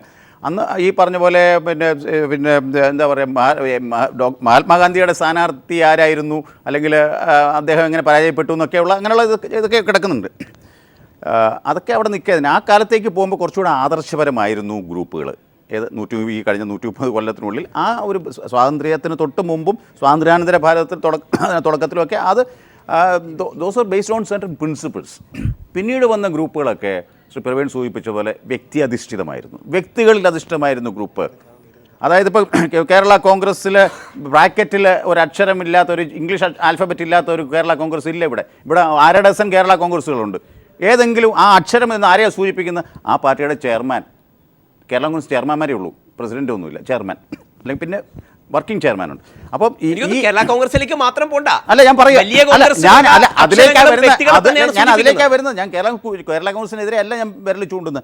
അതുപോലെ ഈ കോൺഗ്രസിലും ഈ പറഞ്ഞതുപോലെ കോൺഗ്രസ് എസ് എന്താണ്, ശരത് പവാറിൻ്റെ പേരിൽ കോൺഗ്രസിലുണ്ടായിരുന്ന ശരത് പവാർ സ്പ്ലിറ്റായി പോയപ്പോൾ കോൺഗ്രസ് എസ് ഉണ്ടായി. കോൺഗ്രസ് ഐ എന്ന് പറയുന്നത് ഇന്ദിരാഗാന്ധിയുടെ പേരിൽ തന്നെയാണ്. തീർച്ചയായിട്ടും ആണല്ലോ. ഇവിടെ തന്നെ IA ഗ്രൂപ്പ് എന്ന് പറയുന്നത് ശ്രീ കരുണാകരൻ നേതൃത്വം കൊടുത്തുകൊണ്ട് ഇന്ദിരാഗാന്ധിയുടെ ഗ്രൂപ്പിൽ അതുമായിട്ടും A എന്ന് പറയുന്നത് ബഹുമാന്യ ശ്രീ ഏക്കാനിയുടെ പേര് തന്നെയാണ് സൂചിപ്പിക്കുന്നത്. പണ്ട് കോൺഗ്രസ് യു ഉണ്ടായിരുന്നു, ദേവരാജ് അർസ് ദേവരാജ് അർസ് KCC പ്രസിഡന്റ് ആയിരുന്ന സമയത്ത്. എന്നെ അവിടെ ഞാൻ ഒന്ന് ഇടപെട്ട് ചോദിക്കുകയാണെങ്കിൽ, ഇത്തരത്തിൽ തികച്ചും വ്യക്തികളുടെ പേരിൽ മാത്രമായിട്ട് കടന്നു വരുന്ന ഗ്രൂപ്പുകളും അതിന്റെ പേരിൽ ഇപ്പോൾ നടന്നുകൊണ്ടിരിക്കുന്ന ഗ്രൂപ്പ് പോരാട്ടങ്ങളും, ഷഫീർ എത്ര പറഞ്ഞാലും ഈ കണ്ടുകൊണ്ടിരിക്കുന്ന എല്ലാവർക്കും അറിയാം ഗ്രൂപ്പ് പോരാട്ടങ്ങൾ നടക്കുന്നുണ്ട്. പറഞ്ഞു വന്നത് അത് കോൺഗ്രസിനെ എങ്ങോട്ടാണ് നയിക്കുന്നത്? അപ്പോൾ അന്ന് കോൺഗ്രസ് യു ഉണ്ടായിരുന്നു, കോൺഗ്രസ് എസ് ഉണ്ടായിരുന്നു, കോൺഗ്രസ് ഐ ഉണ്ടായിരുന്നു, അതൊക്കെ ഉണ്ട്. അതെല്ലാം അതാത് കാലത്തെ പിന്നെ അതുപോലെ പിന്നെ ഈ പറഞ്ഞ അതാത് കാലത്തെ AICCയുടെ പ്രസിഡന്റുമാരോ അല്ലെങ്കിൽ പ്രാദേശിക തലത്തിലുള്ള സംസ്ഥാന തലത്തിലുള്ള നേതാക്കന്മാരുടെയൊക്കെ പേരിലുള്ള ഒരു ഇതാണ്. അങ്ങനെയാണ് ഈ ആൽഫബറ്റ് ഇംഗ്ലീഷിൽ വന്നത്, മറ്റേ ബ്രാക്കറ്റിൽ വന്നത്. അതിലുപരിയായിട്ട് ആ ഗ്രൂപ്പിസം ഇപ്പോഴും കോൺഗ്രസ് തുടരുന്നു എന്ന് പറഞ്ഞു ബഹുമാനായ ശ്രീ K. കരുണാകരൻ തന്നെയാണ് ഒരിക്കൽ പറഞ്ഞത്, കോൺഗ്രസിലെ ഗ്രൂപ്പിസമാണ് കോൺഗ്രസിൻ്റെ ശക്തി, ഗ്രൂപ്പുകൾ ശക്തിപ്പെട്ടാലേ പ്രസ്ഥാനം ശക്തിപ്പെടുകയുള്ളൂ എന്നൊരു തിയറി ഉണ്ടായിരുന്നു. ആ തിയറി എനിക്കിപ്പോഴും മനസ്സിലായിട്ടില്ല. കോൺഗ്രസിൽ ഗ്രൂപ്പുകൾ ഒരു പക്ഷേ അത് ശരിയായിരിക്കും. ഈ മത്സര ബുദ്ധിയോടുകൂടി രണ്ട് കൂട്ടരും പ്രവർത്തിക്കുമ്പോൾ പ്രസ്ഥാനം പോസിറ്റീവ് കോമ്പറ്റീഷൻ. യെസ്. എൻ്റെ വാപ്പ അവിടെ ലോക്കൽ കോൺഗ്രസ് നേതാവായിരുന്നു. ഇവരൊക്കെ അന്നൊക്കെ നമ്മുടെ നാട്ടിൽ ഈ ചായപ്പിടി ഇരുന്ന് രാഷ്ട്രീയം പറയുന്ന ഒരു പരിപാടിയുണ്ട്. അപ്പോൾ ഈ 85-90 കാലഘട്ടമൊക്കെ ആയ സമയത്ത് അന്ന് ഞാൻ കൊച്ചുകുട്ടി, പക്ഷേ വാപ്പാൻ്റെ കൂടെ ഞാൻ ഈ ചർച്ചകളൊക്കെ തുടങ്ങുന്നത് അങ്ങനെ, അത് അന്ന് ഡിസൈൻ ചെയ്തുകൊണ്ടാണ്. അപ്പോൾ വാപ്പാൻ്റെ കൂടെ ചർച്ചയ്ക്ക് പോകുമ്പോൾ CPM അങ്ങ് അടിക്കും. വാപ്പാൻ്റെ ധാരണയൊക്കെ വെച്ചുകൊണ്ട് വാപ്പ തിരിച്ചടിക്കും. പക്ഷേ CPM-നൊക്കെ കൃത്യമായ സർക്കുലർ വരും, എന്താണ് ഈ കാര്യത്തിൽ പാർട്ടിയുടെ നിലപാട്. 85-90 ശേഷം കോൺഗ്രസ് അങ്ങനെ സർക്കുലർ വന്നിട്ടില്ല. അപ്പോൾ വാപ്പ ഒരു ദിവസം ചോദിച്ചു, എന്താണ് സർക്കുലർ വന്നിട്ട്? അത് അങ്ങ് പറഞ്ഞാൽ മതി എന്നാവും. ഇതാണ് സത്യം, അന്ന് തൊട്ട് തുടങ്ങിയതാണ്. അപ്പോൾ ഇങ്ങനെ എങ്ങനെയാണ് ഒരു സംഘടനയ്ക്ക് മുന്നോട്ട് പോകുന്നത്? ഞാനൊന്ന് വഴങ്ങി കൊടുത്തതാണ്, ഞാൻ മിസ്റ്റർ വഴങ്ങി കൊടുത്തതാണ്. അപ്പം ഈ പറഞ്ഞ പോലെ ഗ്രൂപ്പുകൾ കോൺഗ്രസിൽ എല്ലാ കാലത്തും ഇന്ത്യയിൽ ഉണ്ടായിട്ടുണ്ട്, കേരളത്തിലുമുണ്ട്. ഈ പറഞ്ഞ പോലെ ഷഫീർ ചൂണ്ടിക്കാണിച്ച പോലെ വേറെ കാര്യമുണ്ട്. പ്രദേശ് കോൺഗ്രസ് കമ്മിറ്റി പ്രസിഡന്റുമാരും PCC പ്രസിഡന്റുമാരും നിയമസഭാ കക്ഷി നേതാവായിട്ട് മുഖ്യമന്ത്രിയാകുന്ന ഇവരും തമ്മിൽ എല്ലാ കാലത്തും സ്പർദ്ധ ഉണ്ടായിട്ടുണ്ട്, അല്ലെങ്കിൽ ഒരു ഈഗോ ക്ലാഷ് എല്ലാ കാലത്തും എല്ലാ സംസ്ഥാനങ്ങളിലും ഉണ്ടായിട്ടുണ്ട്. അങ്ങനെയാണ് കോൺഗ്രസ് സർക്കാരുകൾ പലതും തകിടം മറിഞ്ഞു പോയതും. പിന്നീട് പാർട്ടി തന്നെ ആ സ്റ്റേറ്റിലെങ്കിലും ഡിസിൻറ്റഗ്രേറ്റ് പോയിട്ട് മറ്റ് പ്രാദേശിക കക്ഷികളും നേതൃത്വത്തിലേക്ക് വന്നത്. പിന്നെ ഇപ്പോൾ പ്രാദേശിക കക്ഷികൾ ഇല്ലാതെ ഒരു പാർട്ടിക്കും ഭരിക്കാൻ വയ്യാത്ത അവസ്ഥയായി. എല്ലാം മുന്നണി രാഷ്ട്രീയത്തിൽ. ഞാൻ ഒന്ന് ഇടപെട്ട ഒറ്റ കാര്യം ഒന്ന് ചോദിക്കുകയാണെങ്കിൽ, ഇപ്പോൾ താങ്കൾ പ്രാദേശിക കക്ഷികളുടെ പറഞ്ഞു, ഞാൻ തുടക്കത്തിൽ പറഞ്ഞൊരു കാര്യമാണ്. കോൺഗ്രസ് ഇന്ന് ഇന്ത്യൻ സംസ്ഥാനങ്ങളിൽ നിലനിൽക്കുന്നത് 7 സംസ്ഥാനങ്ങളിലാണ് ഭരിക്കുന്നത്. അതിൽ 29 സംസ്ഥാനത്ത് നിലനിൽക്കുന്നുണ്ട്. എന്തോ 29 സംസ്ഥാനങ്ങളിലുണ്ട്, ഇല്ലെന്ന് പറഞ്ഞാൽ ഞാൻ തിരുത്തി. 7 സംസ്ഥാനങ്ങളിലാണ് ഭരണത്തിലുള്ളത്. ഒരു ജനാധിപത്യ രാജ്യത്ത് പ്രത്യേകിച്ചും ഭരണത്തിൽ വരുന്ന ഒരു പവർ തന്നെയായി നമുക്ക് കാണാം 7 സംസ്ഥാനങ്ങളിൽ. അതിൽ കർണാടകം മാറ്റി നിർത്തി കഴിഞ്ഞാൽ ബാക്കി 6ഉം പുതുച്ചേരി ഉൾപ്പെടെയുള്ള ചെറു ഭാഗങ്ങളാണ് ഈ പറയുന്നവയെല്ലാം തന്നെ. താങ്കൾ ഈ പറഞ്ഞ ഗ്രൂപ്പുകളുടെയും വ്യക്തിയധിഷ്ഠിതമായിട്ടുള്ള രാഷ്ട്രീയത്തിൻ്റെയും ഒക്കെ പേരിൽ അവിടെ എല്ലാം ഡിസിൻറ്റഗ്രേറ്റ് ചെയ്തു പോയി എന്നോ അല്ലെങ്കിൽ ശക്തി കുറഞ്ഞു എന്നോ ഉള്ള യാഥാർത്ഥ്യം നിലനിൽക്കുമ്പോൾ അതിൽ നിന്നും പഠിക്കാനെങ്കിലും കേരളത്തിലെ കോൺഗ്രസ് എന്തുകൊണ്ട് തയ്യാറായിട്ടില്ല? കേരളത്തിലെ കോൺഗ്രസ് എത്രയോ ഭേദം മറ്റ് പല ഉത്തരേന്ത്യൻ സംസ്ഥാനങ്ങളിൽ. പക്ഷേ എങ്ങോട്ട് പൊയ്ക്കൊണ്ടിരിക്കുന്നു കേരളത്തിലെ കോൺഗ്രസ്? എത്രയോ ഭേദം. ഞാൻ ഒന്നുകൂടെ ഉച്ചത്തിൽ പറയാണ് ശ്രീ പ്രവീൺ. പക്ഷേ ഇപ്പൊ ഈ 2016 മെയ് 16 നടന്നത് ഒരു താൽക്കാലികമായ ഒരു തിരിച്ചടി മാത്രമാണ്. അല്ല സർ, എന്റെ ചോദ്യം അവിടെ അല്ല. അതായത് എന്റെ ചോദ്യം, കേരളത്തിലെ കോൺഗ്രസ് മറ്റ് സംസ്ഥാനങ്ങളെക്കാൾ ഭേദമെന്നുള്ള താങ്കളുടെ വാദത്തിന് അംഗീകരിച്ചുകൊണ്ട് തന്നെ എന്റെ ചോദ്യം അപ്പോഴും നിലനിൽക്കുകയാണ്. ആ സംസ്ഥാനങ്ങളുടെ രീതിയിലേക്ക്, അതായത് ഇവിടത്തതിനേക്കാൾ മോശമായ ആ സംസ്ഥാനങ്ങളുടെ കേസ് സ്റ്റഡീസിലേക്കാണോ ഇവിടുത്തെ കോൺഗ്രസും പൊയ്ക്കൊണ്ടിരിക്കുന്നത്? ആസാമിൽ ഇപ്പൊ കോൺഗ്രസിന് ഭരണം നഷ്ടപ്പെട്ടു. അവിടെ ഇപ്പോൾ ആൻറ്റി ഇൻകംബൻസി ഉണ്ട്. അദ്ദേഹം 15 വർഷമായിട്ട് അവിടെ ഗൊഗോയ് അവിടെ CM ആയിരുന്നു. തീർച്ചയായിട്ടും ആൻറ്റി ഇൻകംബൻസി ഉണ്ടാകും. ഷീലാ ദീക്ഷിത് ഡൽഹിയിൽ 15 വർഷം ഭരിച്ചതിന് ശേഷം ഉണ്ടായതുപോലെ. പക്ഷേ അവിടെ വന്ന് കയറുന്നതാരാണ്? BJP ആണ് ഇപ്പോൾ അസം ഭരിക്കുന്നത്. അല്ല, എൻ്റെ ചോദ്യം വീണ്ടും ഞാൻ ആവർത്തിക്കുകയാണ്. അതായത് ഈ പറഞ്ഞ രീതിയിൽ ഒരു കേരളത്തിനേക്കാൾ താഴത്തെ രീതിയിലാണ് കോൺഗ്രസ് നിൽക്കുന്നതെന്ന് പറയുന്ന അതേ സംസ്ഥാനങ്ങളുടെ കേസ് സ്റ്റഡിയെ ഇവിടെ റെപ്ലിക്കേറ്റ് ചെയ്യാനാണോ ഇവിടുത്തെ വ്യക്തിയധിഷ്ഠിത കോൺഗ്രസ് നേതൃത്വം ശ്രമിക്കുന്നത്? ഇവിടുത്തെ കോൺഗ്രസ് വ്യക്തിയധിഷ്ഠിതമല്ല, തീർച്ചയായിട്ടും പറയാമല്ലോ. ശരി, അതാണ് താങ്കളുടെ അഭിപ്രായം. വ്യക്തിയധിഷ്ഠിതമല്ല. ഇവിടെ തീർച്ചയായിട്ടും ചില ആദർശങ്ങൾ. ഷഫീർ നേരത്തെ പറഞ്ഞതുപോലെ ഒരു പ്രായോഗിക രാഷ്ട്രീയത്തിന്റെ ഒരു മുഖം, ആദർശ രാഷ്ട്രീയത്തിന്റെ ഒരു മുഖം, പിന്നെ ഈ ജനങ്ങളിൽ നിന്ന് ഉയർന്ന ജനങ്ങളുടെ ഇടയിൽ നിന്ന് ഇത് ചെയ്യുന്ന ഒരു കർമ്മോത്സുകമായ ഒരു നേതൃത്വം. എനിക്കൊന്നു ഷഫീർ അത് പറഞ്ഞത് നന്നായി. കാരണം നിങ്ങളുടെ മുഴുവൻ നേതാക്കൾക്ക് ഇനി പറഞ്ഞു നിൽക്കാൻ ഒരു 3 വാക്കുകൾ കൃത്യമായിട്ടൊരു ഇക്വേഷനായി താങ്കൾ കൊടുത്തു. ശ്രീ ഉണ്ണിച്ചെറിയാൻ, ഗ്രൂപ്പ് ഉണ്ടാവുക എന്ന് പറഞ്ഞാൽ ഇപ്പോൾ ഗ്രൂപ്പ് ഇങ്ങനെ പേര് പറഞ്ഞ് വേണമെന്ന് എനിക്കറിയില്ല. പക്ഷേ ഒരു ജീവിക്കുന്ന രാഷ്ട്രീയ പാർട്ടിയിൽ ഒന്നിലധികം അഭിപ്രായങ്ങൾ ഉണ്ടാവുകയോ ഒന്നിലധികം ധാരകൾ ഉണ്ടാവുകയൊക്കെ ചെയ്യുന്നത് വളരെ സ്വാഭാവികമാണ്. അപ്പോൾ മാത്രമാണ് ആ പാർട്ടി ജീവിക്കുന്നു എന്ന് നമുക്ക് പറയാൻ പറ്റുള്ളൂ. ഇപ്പോൾ ഈ ഇന്ത്യൻ നാഷണൽ കോൺഗ്രസിൻ്റെ ഉണ്ടായ സോഷ്യലിസ്റ്റ് വിഭാഗമാണ് കേരളത്തിലെ കമ്മ്യൂണിസ്റ്റുകാരായിട്ട് പിന്നീട് മാറിയത് തന്നെ. അപ്പോൾ എല്ലായ്പ്പോഴും അത് ഉണ്ടാവാറുള്ളതാണ്. പിന്നീട് ഈ ജനസംഘമായി മാറിയ ശ്യാമപ്രസാദ് മുഖർജിയുടെ ഈ പറയുന്ന ഉൾപ്പെടെ. പക്ഷേ ഇവിടെ പ്രശ്നം അതല്ല. ഞാൻ ചോദിക്കുന്നത്, ഒരു രാഷ്ട്രീയ പാർട്ടിക്ക് അത് 2 ആശയങ്ങൾ ഉണ്ടാകുന്നു, അത് ചർച്ച ചെയ്തൊരു തീരുമാനം ഉണ്ടാക്കുന്നു. ഇപ്പോൾ കേരളത്തിൽ ഉണ്ട് എന്ന് പറയുന്ന ഈ 3 ഗ്രൂപ്പുകൾ തമ്മിൽ എന്ത് ആശയ പ്രശ്നമാണ് നിലവിലുള്ളത്? ഒന്നുമില്ല. നമ്മളാരും ഇതുവരെ അറിഞ്ഞിട്ടില്ല. ഉമ്മൻചാണ്ടി രമേശ് ചെന്നിത്തലയും തമ്മിൽ ആശയപരമായ എന്തെങ്കിലും തർക്കമുണ്ടോ? BM സുധീരൻ, ഒരുപക്ഷെ BM സുധീരൻ്റെ കാര്യത്തിൽ കുറച്ചുകൂടി പറയാം. കാരണം അദ്ദേഹം ഈ തെരഞ്ഞെടുപ്പ് വരുമ്പോൾ ഈ പറഞ്ഞ അഴിമതിക്കാരെ ഇലക്ഷൻ മത്സരിപ്പിക്കരുത് എന്നൊക്കെ പറയുന്ന കോൺഗ്രസിൽ സാധാരണമല്ലാത്ത ഒരാശയം മുന്നോട്ട് വെച്ചു എന്നുള്ളത് അദ്ദേഹത്തെ പറ്റിയെങ്കിലും പറയാം. അല്ലാതെ രമേശ് ചെന്നിത്തലയും ഉമ്മൻചാണ്ടിയും തമ്മിൽ ഈ പറഞ്ഞതുമായി ബന്ധപ്പെട്ടിട്ടൊരു കാര്യം ഒന്ന് ചോദിക്കുകയാണെങ്കിൽ, ഇപ്പോൾ ആദർശപരമായി പ്രത്യേകിച്ച് പ്രശ്നങ്ങളൊന്നും ഇല്ല എന്ന് താങ്കൾ തന്നെ വ്യാഖ്യാനിച്ച ഉമ്മൻചാണ്ടിയും രമേശ് ചെന്നിത്തലയും ഒരു ഭാഗത്ത്, എന്നാൽ ഇവരുടെ ചർച്ചകളിൽ ഈ നമ്മുടെ നെയ്യാർ ഡാമിൽ നടന്ന കൂലങ്കഷമായിട്ടുള്ള ആ ചർച്ചകളിലൊക്കെ പ്രധാനമായിട്ടും ഉയർന്നു വന്നത് ബാർ വിഷയമാണ്. എടുത്ത നിലപാടുകളിൽ പ്രധാനപ്പെട്ട തെറ്റു വന്നത്. കാരണം ബാർ വിഷയമാണെന്ന് പറഞ്ഞു കഴിഞ്ഞാൽ മറ്റ് 2 പേരെയും ഒന്ന് പ്രൊട്ടക്റ്റ് ചെയ്തുകൊണ്ട് ഒറ്റ മുന നേരെ സുധീറിന് നേരെ നീട്ടാൻ വേണ്ടിയിട്ടുള്ള ഒരു സാധ്യത എവിടെയുണ്ട്? അവിടെ ശക്തമായിട്ടുള്ള ഈ AI ഗ്രൂപ്പുകൾ ഒരുമിച്ച് ചേരുകയും ഇപ്പുറത്ത് നിൽക്കുന്ന സുധീരനെ, ഒരുപക്ഷെ ആദർശത്തിൻ്റെ അത്യാവശ്യം ഒരു പേരെങ്കിലും നമുക്ക് പറയാൻ കഴിയുന്ന സുധീറിന് നേരെ വിരൽ ചൂണ്ടുകയും ചെയ്യുമ്പോൾ വീണ്ടും കോൺഗ്രസ് കുറച്ചുകൂടെ കുഴപ്പത്തിലേക്ക്, രണ്ടുപേരുടെ കയ്യിലേക്കും കൂടുതൽ പവർ വീണ്ടും വന്നുകൊണ്ട് കുറച്ചുകൂടെ കുഴപ്പത്തിലേക്കാണ് പോകുന്നത്. ഈ ശത്രുവിൻ്റെ ശത്രു മിത്രം എന്നുള്ള ഈ ഒരു ആറ്റിറ്റ്യൂഡ്. അല്ല, എൻ്റെ വ്യക്തിപരമായ പറയാം, ഉറപ്പായിട്ട് ഇവർ കുഴപ്പത്തിലേക്ക് പോവുകയാണ്. കാരണം ജനങ്ങളോട് ഇനി ഉമ്മൻചാണ്ടിയാണ് നേതാവ്, ഉമ്മൻചാണ്ടിക്ക് വോട്ട് ചെയ്യുക, രമേശ് ചെന്നിത്തലയാണ് നേതാവ്, രമേശ് ചെന്നിത്തലയോട് വോട്ട് ചെയ്യുക എന്ന് പറഞ്ഞാൽ ജനങ്ങൾ സ്വീകരിക്കുന്ന കാലം പോയി.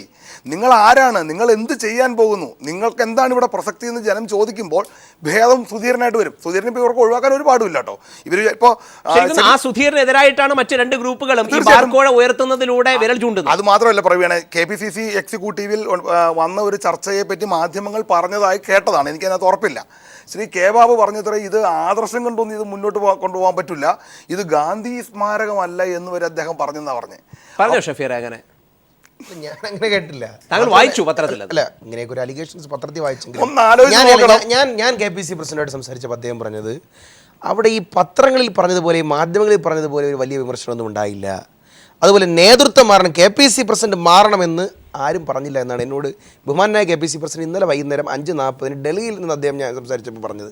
അപ്പോൾ ഞാൻ ഒരു കാര്യം പറയാം. വളരെ പ്രധാനപ്പെട്ട ഒരു കാര്യമുണ്ട്. ആദർശം കൊണ്ട് നിങ്ങൾക്ക് ഒരു രാഷ്ട്രീയ പ്രസ്ഥാനം മുന്നോട്ട് ഉണ്ടാകാൻ പറ്റില്ല. നമുക്ക് മാസ്കിന്റെ ആവശ്യമുണ്ട്. അതിന് ആദർശത്തിൽ സുധീരന്റെ മുഖം വേണം.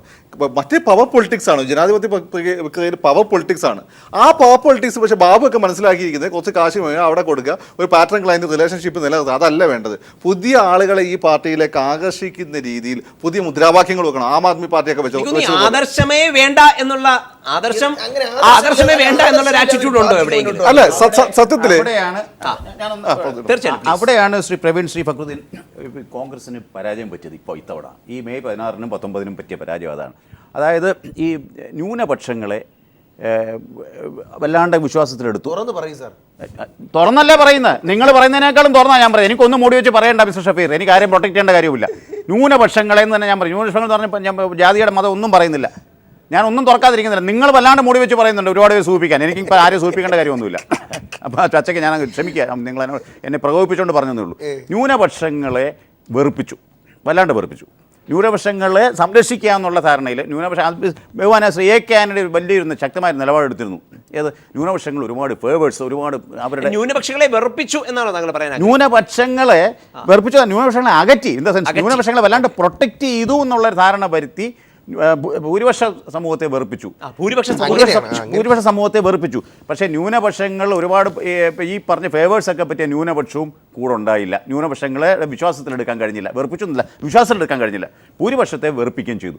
അത് അവിടെയാണ് ഈ ഇത്ര മാത്രം വോട്ട് ഷിഫ്റ്റ് വന്നത്. തന്നെയല്ലേ 2011 ഒറ്റ നിമിഷം. അതായത് നേരത്തെ ഉണ്ണിച്ചെറിയാൻ പറഞ്ഞതുപോലെ ഇത് എവിടെ കൊണ്ടുപോയി കോൺഗ്രസിനെ പൊസിഷൻ ചെയ്യണം, ആരോട് എന്ത് പറയണം എന്നുള്ള ക്ലാരിറ്റിയുടെ ഒരു അഭാവമാണ്. എനിക്കൊന്ന് പൂർത്തിയാക്കാൻ തരണേ. ഇപ്പോൾ ഈ 2011 വരെയുള്ള ഇലക്ഷൻ അനാലിസിസ് പോലെ ആയിരിക്കത്തില്ല ഇനി 2016 ഇപ്പോൾ കഴിഞ്ഞത് പോലെ ഇനി അങ്ങോട്ടുള്ള ഇലക്ഷൻ എന്ന് പറഞ്ഞാൽ 2011 വരെ ഇതൊരു രണ്ട് പ്രമുഖ മുന്നണികൾ തമ്മിലുള്ളൊരു മത്സരം. ഒരു വോട്ട് സ്വിങ് എന്ന് നമ്മൾ പറയുന്നത് ഒരു 2% വോട്ട് സ്വിങ്സാണ് വരുന്നത്. ആ 2% വോട്ട് സ്വിങ്ങിൽ 4 സീറ്റുമാകാം, 72 24 സീറ്റുമാകും, 96 സീറ്റ് വരെ വന്നിട്ടുണ്ട്. ഈ 2% വോട്ടേ ഉള്ളൂ LDF UDF തമ്മിലുള്ള വ്യത്യാസം. അന്തരം എന്ന് പറയുന്നത് 2% വോട്ടേ ഉള്ളൂ. ആ കണക്കുകളെ മുഴുവൻ തെറ്റിക്കുന്ന ഒരു ഒരു ഒരു ഇതിലേക്കാണ് ഇപ്പോൾ കേരളത്തിലെ രാഷ്ട്രീയം എത്തി നിൽക്കുന്നത്. ഏത് ഈ മൂന്നാം മുന്നണിയുടെ ആവിർഭാവം, ഈ BJP അല്ലെങ്കിൽ ഇപ്പോൾ പുതുതായിട്ട് വന്ന BDJസിൻ്റെ ഇനി അവരുടെ അടുത്ത നടപടി എന്താകും എന്നുള്ളത് നമുക്കറിയില്ല. പ്രവചിക്കാൻ കഴിയാത്തൊരു നേതാവാണ് അവർക്കുള്ളത്. അതുകൊണ്ട് എന്താകും എന്ന് അറിഞ്ഞുകൂടാ. ഈ കുടത്തിനകത്തുനിന്ന് അദ്ദേഹം പിന്നെ ഇനി എന്ത് ഭൂതത്തിനാണ് തുറന്നുവിടാൻ പോകുന്നതെന്ന് അറിയില്ല BDJസിൻ്റെ. പക്ഷേ ഇനി മുതൽ കേരള രാഷ്ട്രീയം ഈ ഒരു ബൈപോളാർ ആയിരിക്കില്ല. രണ്ട് ധ്രുവങ്ങൾക്കിടയിൽ മാത്രം സ്വിങ് ചെയ്യുന്ന പെൻഡലം ആയിരിക്കില്ല കേരളത്തിലെ രാഷ്ട്രീയം.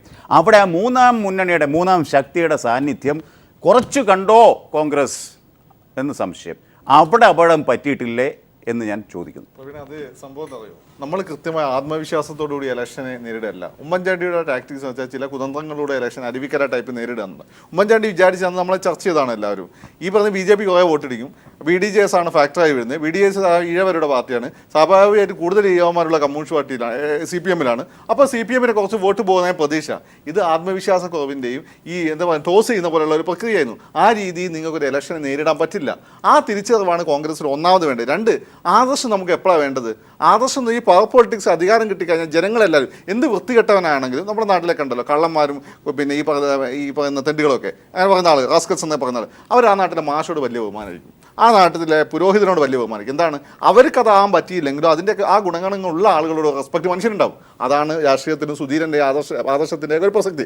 അതിനപ്പുറം പവർ പൊളിറ്റിക്സ് ആണ്. പക്ഷേ പവർ പൊളിറ്റിക്സ് എന്ന് വെച്ചാൽ ഈ പറയുന്ന കാശ് കൊടുത്ത് ആളുകളെ സന്തോഷിപ്പിക്കലോ സ്വന്തം ആളുകളെ മാത്യു കോയൽനാടനെ പോലെയുള്ള മിടുക്കന്മാരെ മാറ്റി നിർത്തുകൊണ്ട് സ്വന്തം ആളുകൾ എന്ന് പറഞ്ഞാൽ ചിലരെ വളർത്തിക്കൊണ്ടുവരലോ അല്ല. മറിച്ച് ഒരാൾ ഞാൻ പറഞ്ഞു, എനിക്ക് അറിയുന്ന ഒരാൾ പറഞ്ഞല്ലോ. അപ്പൊ എനിക്ക് തോന്നുന്നു മാത്യു തന്നെ എഴുതിയ ഒരു ഫേസ്ബുക്ക് പോസ്റ്റിൽ ഒരുപാട് പേരുടെ പേരുകൾ അദ്ദേഹം തന്നെ ചൂണ്ടിക്കാണിച്ചിട്ടുണ്ട്. എന്താണ് ഏട്ടാ അവരെയൊക്കെ അവഗണിച്ചുകൊണ്ട് എങ്ങനെ എക്സാക്ട് അങ്ങനെ ഇപ്പം ഇവനെ പോലെയുള്ള നമ്മുടെ ഇപ്പം എൻ്റെ സുഹൃത്തും കൂടിയാണ് മാത്യു, ഒരുമിച്ചുണ്ടായിരുന്നു ഡൽഹിയിൽ. അപ്പം മാത്യുവിനെ പോലുള്ള ആളുകളൊക്കെ വന്നു കഴിഞ്ഞാൽ അവരുടെ പ്രസ്താവന ഇപ്പോൾ ബൽറാം ഒക്കെ ഉണ്ടാക്കുന്ന ഇമ്പാക്റ്റ് ഒരു പുതിയ ജനറേഷൻ ആകർഷിക്കാൻ പറ്റും. എനിക്ക് രാഹുൽ ഗാന്ധിയോട് എന്തൊക്കെ വിയോജിപ്പുണ്ടെങ്കിലും എനിക്കുള്ള ഈ ഒരു യോജിപ്പ് എന്താണെന്ന് വെച്ചാൽ ഈ രാഹുൽ ഗാന്ധി ഇല്ലായിരുന്നെങ്കിൽ നമുക്ക് ഈ സുധീരനെയോ ഈ ബൽറാമിനെ ഒന്നും കിട്ടില്ലായിരുന്നു എന്നുള്ളത്. ഞാൻ പറയുന്നത് ഇപ്പോഴും വിഷ്ണുനാഥ് ഉൾപ്പെടെയുള്ള കോൺഗ്രസ് നേതാക്കന്മാർക്ക് യൂത്ത് നേതാക്കന്മാർക്ക് വലിയൊരു അപ്പീലുണ്ട്. ഇനിയെങ്കിലും പതുക്കെ സ്ഥാനമാനങ്ങൾ അവർക്ക് കൊടുക്കുകയും എന്ന് വെച്ചാൽ ഉന്നത പദവികൾ അവർക്ക് കൊടുക്കുകയും അതുപോലെ അവർക്ക് ജനങ്ങളുടെ ഇറങ്ങി പ്രവർത്തിക്കാനുള്ള ഒരു സാഹചര്യം ഉണ്ടാക്കിയെടുക്കുകയും ഇദ്ദേഹത്തെ പോലുള്ള ആളുകളെ ഗ്രൂപ്പ് ഭേദമന്യേ വളർത്തിക്കൊണ്ടുവരികയും ചെയ്യണം. അങ്ങനെയാണെങ്കിൽ കേരളത്തിൽ കോൺഗ്രസിന് ഇപ്പോഴും നിലനിൽക്കാൻ പറ്റും. ഞാൻ പറയാൻ കാരണം നമ്മൾ ബേസിക്കലി സെക്യുലർ പ്രോ ലെഫ്റ്റ് ആണ് മലയാളി. ചർച്ച തുടരുന്നു. ശ്രീ ഷഫീർ, ഈ പറഞ്ഞ വിഷയങ്ങളുമായിട്ടുള്ള കാര്യങ്ങളിൽ ഷഫീറിന് പ്രതികരിക്കാം. ഒപ്പം ഒറ്റ കാര്യം കൂടെ ഏറ്റവും അവസാനം ഫക്രുദ്ദീൻ പറഞ്ഞു നിർത്തിയത് ഒരു പുതിയ നേതൃത്വത്തിനെ കൊണ്ടുവരാനാണ്. കാരണം ഇപ്പോൾ നിൽക്കുന്ന പ്രശ്നങ്ങളെ നന്നായി തന്നെ പരമാവധി ശ്രമിച്ച് നേരിട്ട് പരാജയപ്പെട്ട ഒരു ഗ്രൂപ്പിൻ്റെ അടുത്തേക്ക് ഇനിയും നിങ്ങളെല്ലാവരും ചർച്ച ചെയ്തോളൂ, ഞങ്ങൾ തന്നെ ഇതെല്ലാം വീണ്ടും പരിഹരിച്ച് മുന്നോട്ട് കൊണ്ടുപോകാം എന്ന് പറയുന്നതിനേക്കാളും ഒരു പുതിയ നേതൃത്വത്തിൻ്റെതിലേക്ക് ബാറ്റൺ കൈമാറാൻ എന്തിനു മടിക്കുന്നു കോൺഗ്രസ്? അല്ല, ഞാനൊരു കാര്യം പറയാം. ഈ 96-ലെ ഇലക്ഷന് ശേഷം 2006-ൽ VS വന്നു. അന്ന് 100 സീറ്റുമായിട്ട് അധികാരത്തിൽ വന്നു. ഇനി കോൺഗ്രസ് തിരിച്ചു വരില്ല എന്ന് പറഞ്ഞ കേരളത്തിലെ പരാജയം മാത്രമല്ല നമ്മുടെ വിഷയമായിട്ട് ഞാൻ പറയാം. അതുപോലെ 6 സംസ്ഥാനങ്ങളിൽ മാത്രമുണ്ടായിരുന്ന BJP അടൽ ബിഹാരി വാജ്പേയിയുടെയും എൽഖാദ്രിയുടെ നേതൃത്വത്തിൽ വല്ലാതെ മുന്നോട്ട് പോയപ്പോൾ ഇനി കോൺഗ്രസ് തിരിച്ചു വരത്തില്ല എന്ന് പറഞ്ഞിടത്ത് നിന്നുകൊണ്ട് നമുക്ക് 204 സീറ്റുമായിട്ട് ഞങ്ങൾ തിരിച്ചു വന്നിട്ടുണ്ട്. അപ്പോൾ അതുകൊണ്ട് താൽക്കാലികമായിട്ട് ഏതെങ്കിലും ഒരു പ്രഭാവത്തിൻ്റെ പിറകെ ഈ രാജ്യം മുന്നോട്ട് പോകുമ്പോൾ കോൺഗ്രസ് തീർന്നു നിങ്ങളാരും വിചാരിക്കേണ്ട. കോൺഗ്രസിൻ്റെ വിത്തുകൾ ഇങ്ങനെ ഈ രാജ്യത്ത് മുഴുവൻ കിടപ്പുണ്ട്. അത് പുറമെ നിങ്ങൾ നോക്കി കാണാൻ പറ്റത്തില്ല. പക്ഷെ നല്ല മഴയും നല്ല കാറ്റും അടിക്കുമ്പോൾ ഈ വിത്തുകൾ മുളയ്ക്കുക തന്നെ ചെയ്യും. അതാണ് ഒരു കാര്യം. പക്ഷേ ഈ മഴയും കാറ്റിനെയും തടഞ്ഞു നിർത്തുന്ന ടാർപ്പാളൻ കെട്ടുമെന്ന് അതിന് മാറ്റം ഞാൻ നേരത്തെ പറഞ്ഞതുപോലെ ഈ തരത്തിലുള്ള തടസ്സങ്ങൾ മാറ്റി മുന്നോട്ട് പോകണമെന്ന്. മഴയും കാറ്റും ഒക്കെ ഈ വിത്തിന്റെ പുറത്ത് വിടാൻ സമ്മതിക്കുകയില്ല എന്നുള്ള രീതിയിൽ ടാർപ്പാളൻ കെട്ടി നിൽക്കുന്ന ചില ആൾക്കാർ അത് മാറ്റം വരണം. 1. 2, ഇപ്പോൾ ഈ തെരഞ്ഞെടുപ്പിൽ ഞാൻ ഒരു വ്യക്തി നിലയിൽ വിലയിരുത്തുമ്പോൾ കാണുന്നത് ഒരു സെക്കുലർ മൂവ്മെൻറ്റിന് കോൺഗ്രസ് പാർട്ടിക്കകത്ത് ഇനിയും പ്രസക്തിയുണ്ട്. ഉദാഹരണത്തിന് ഐക്യജനാധിപത്യ മുന്നണി മത്സരിച്ച് വെറും 20-25% വോട്ട് മാത്രമുള്ള അഴീക്കോട് മണ്ഡലത്തിൽ ഷാജി പറഞ്ഞു NDFൻ്റെ വോട്ട്, ജമാഅത്ത് ഇസ്ലാമിയുടെ വോട്ട് ആരെങ്കിലും എനിക്ക് ചെയ്യുന്നുണ്ടെങ്കിൽ അതെനിക്ക് വേണ്ട. ഷാജി ഭൂരിപക്ഷ ഹിന്ദു സമൂഹം ഒന്നടങ്കം വോട്ട് ചെയ്ത് ഷാജി ജയിച്ചു. VT ബൽറാം തൃത്താലയിൽ അദ്ദേഹം പറഞ്ഞു എനിക്ക് RSSൻ്റെയും സംഘികളുടെയും വോട്ട് വേണ്ട, പരസ്യമായി പറഞ്ഞു. ഹിന്ദു സ്ഥാനാർത്ഥി അവിടെ ഹിന്ദു വോട്ട് കൺസോളിഡേഷൻ മുസ്ലിം ലീഗിന്റെ ഷാജിക്ക് വേണ്ടി ഉണ്ടായത്. അതുപോലെ പോസിറ്റീവായി കാണുന്നത് ഞാനതാ പറഞ്ഞു സാറേ. തൃത്താലയിൽ VT ബൽറാം പച്ചയ്ക്ക് പറഞ്ഞു ഞാൻ സംഘപരിവാറിനെതിരാണ്, സംഘികളുടെ സംഘി അനുഭാവ ഹൃദയമുള്ളവൻ്റെയോ ഒരാളുടെയും വോട്ട് എനിക്ക് വേണ്ട, കൃത്യമായിട്ട് പറഞ്ഞു. അദ്ദേഹം ജയിച്ചു വന്നു. ഞാൻ പറഞ്ഞത് ഈ പാർട്ടി രക്ഷപ്പെടണമെങ്കിൽ കോൺഗ്രസിലെ മുസ്ലിം നേതാക്കന്മാർ NDFനെതിരെ ശക്തമായി നിൽക്കണം. ഞാൻ ഉൾപ്പെടെ ശക്തമായി NDF, ജമാഅത്ത് ഇസ്ലാമി ഉൾപ്പെടെയുള്ള തീവ്ര പ്രസ്ഥാനങ്ങൾക്കെതിരെ വിരൽ ചൂണ്ടി മുന്നോട്ട് വന്നാൽ ഇതിനകത്ത് സെക്കുലർ ഫോഴ്സിന് ഉണ്ട്. കോൺഗ്രസിലെ ഹിന്ദു നേതൃത്വം RSSനെ എതിർക്കുമ്പോൾ ഒരു കാലഡറിലും കണ്ണു ചെമ്മലും ഇല്ലാതെ ശക്തമായി ഞങ്ങൾ RSSനെതിരാണ് എന്ന് പറഞ്ഞ് മുന്നോട്ട് പോയാൽ ഞാനൊന്ന് ചോദിക്കട്ടെ, ഈ NDFനെയും RSSനെയും ഒക്കെ ശക്തമായി എതിർക്കുമ്പോൾ കണ്ടമിടറിയവരെ തന്നെ മുന്നിൽ നിർത്തിയേ നിങ്ങൾ ഇനിയും മുന്നിലോട്ട് അങ്ങനെയല്ല. ഞാൻ ചോദിച്ചോട്ടെ, ഞങ്ങളിപ്പോ ഇവിടെ ആർക്ക് കണ്ടിരുന്ന പറയുന്നത്?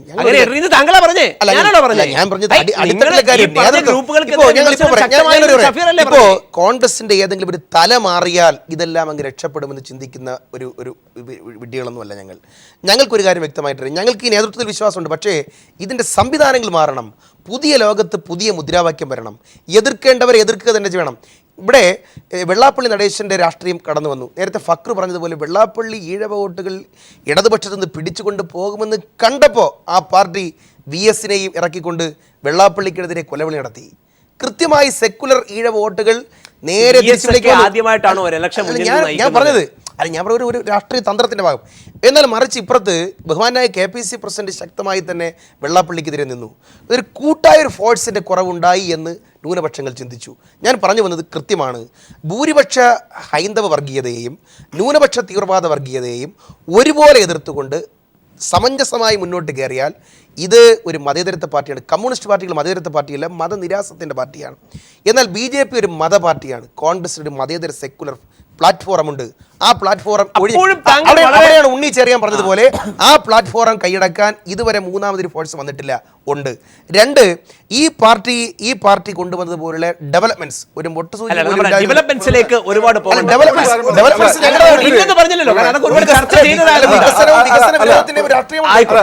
ഇവർ ഈ നേരത്തെ പറഞ്ഞ പോലെ ഈ മുസ്ലിംസിന് ഒരുപാട് അല്ലെങ്കിൽ ക്രിസ്ത്യൻസ് ഒരുപാട് കൊടുത്തു, ഹിന്ദുക്കൾക്ക് കൊടുത്തില്ല എന്നുള്ള ഫീൽ ഒന്നല്ല. അല്ല, അതൊന്ന് പറഞ്ഞോട്ടെ. എന്നിട്ട് പറഞ്ഞു ഈ പറയുന്ന SNDPക്കും NSS എല്ലാം സാറ്റിസ്ഫൈഡ് ആയെന്ന് ഉമ്മൻചാണ്ടിയുടെ അണ്ടറിൽ ഈ മുസ്ലിം സംഘടനകൾ ക്രിസ്ത്യൻ സംഘടന. പക്ഷേ ഇവരുടെ 5ാം മന്ത്രി ബ്ലൗസ് ഇങ്ങനെയുള്ള പല വിവാദങ്ങളും വന്നപ്പോൾ ഇതൊരു ന്യൂനപക്ഷത്തിൻ്റെതാണ് എന്നുള്ളൊരു തോന്നൽ. രണ്ട്, സോണിയാഗാന്ധി പിന്നെ UP അധ്യക്ഷയായി 2 ഗവൺമെൻറ് വന്ന സമയത്തും പരമാവധി ക്രിസ്ത്യൻ നേതാക്കൾ ആന്റണി ഒന്നും ക്രിസ്ത്യൻ ഒന്നല്ല, വളരെ ഞാനൊന്ന് പറഞ്ഞോട്ടെ, അദ്ദേഹം വളരെ മതനിരപേക്ഷമാണ്. പക്ഷേ അദ്ദേഹത്തെ പേര് ക്രിസ്ത്യനാണ്. ഉത്തരം നിങ്ങൾ ആന്റണി ഫക്രുദ്ദീൻ അലി എന്നൊക്കെ പറഞ്ഞു കഴിഞ്ഞാൽ അവർ സുഡാപ്പി എന്നേ കാണുള്ളൂ. അതാണ് അവരുടെ പ്രശ്നം. അപ്പം എന്താണ് പ്രശ്നം? ഇങ്ങനെയുള്ള ആളുകളെയൊക്കെ കൊണ്ടുവന്ന് നിർത്തിയപ്പോൾ ഇത് ന്യൂനപക്ഷങ്ങളുടെ സംഭവമാണ് എന്നുള്ള ഫീൽ വന്നു. സത്യത്തിൽ NSS SNDP വളരെ ഹാപ്പി ആയിരുന്നു. ഉമ്മൻചാണ്ടിയുടെ ട്രീറ്റ്മെന്റ് അവരൊക്കെ പറഞ്ഞു കൊടുത്തിട്ടുണ്ട്. പക്ഷേ ഈ ഒരു ഫീൽ ഉണ്ടാക്കി എന്തുകൊണ്ടാണ്? ഇവരുടെ ഉപജാപ വൃത്തികെട്ട രാഷ്ട്രീയ രീതിയുടെ ഭാഗമാണ്. നേരത്തെ തല മാറേണ്ട കാര്യം പറഞ്ഞു. എന്തുകൊണ്ടാണ് തല മാറേണ്ടത്? ഈ ഉപജാപ വൃത്തികെട്ട രാഷ്ട്രീയം മാറേണ്ട മനസ്സിലാക്കണമെങ്കിൽ അവർക്ക് പറ്റില്ല. അതിൽ നമ്മുടെ ഈ പറഞ്ഞിട്ടുള്ള മാത്യു കൊയൽനാടനെ പോലെ റോജിനെ പോലെയുള്ള പയ്യന്മാർ വരണം. കാരണം ഞാൻ പറഞ്ഞു വരുന്നത് വെച്ചാൽ പണ്ടത്തെ മോറീസ് മൈനർ ഓടിച്ച് ശീലമുള്ള ഒരാൾക്ക് ഇപ്പോൾ ഓടിക്കാൻ പറ്റില്ല. സാങ്കേതിക വിദ്യ മാറി. അതാണ് പ്രശ്നം. എന്താണ്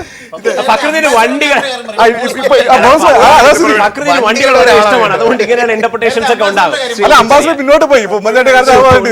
ഷഫീർ പറയുന്ന ഒരു മതേതരത്വം കോൺഗ്രസ് ആണ് ഇന്ത്യയിലെ ഏറ്റവും വലിയ മതേതര പാർട്ടി എന്ന് പറയുന്നു. അല്ല എനിക്ക് അതിനകത്ത് ഈ മതേതരത്വം എന്ന വാക്കും മറ്റത് മതനിരാസം എന്ന് പറഞ്ഞു. മതേതരത്വം എന്ന വാക്കിന്റെ അർത്ഥം മതത്തിന് പുറത്തുള്ളത് എന്ന് തന്നെയാണ്. അല്ലാതെ എല്ലാ മതങ്ങളെയും സന്തോഷിപ്പിക്കുന്നതിനല്ല നമ്മൾ മതേതരത്വം എന്ന് പറയുന്നത്. മതം ഒഴിവാക്കിക്കൊണ്ടുള്ള ഒരു രാഷ്ട്രീയ സംവിധാനത്തെയാണ് മതേതരത്വം.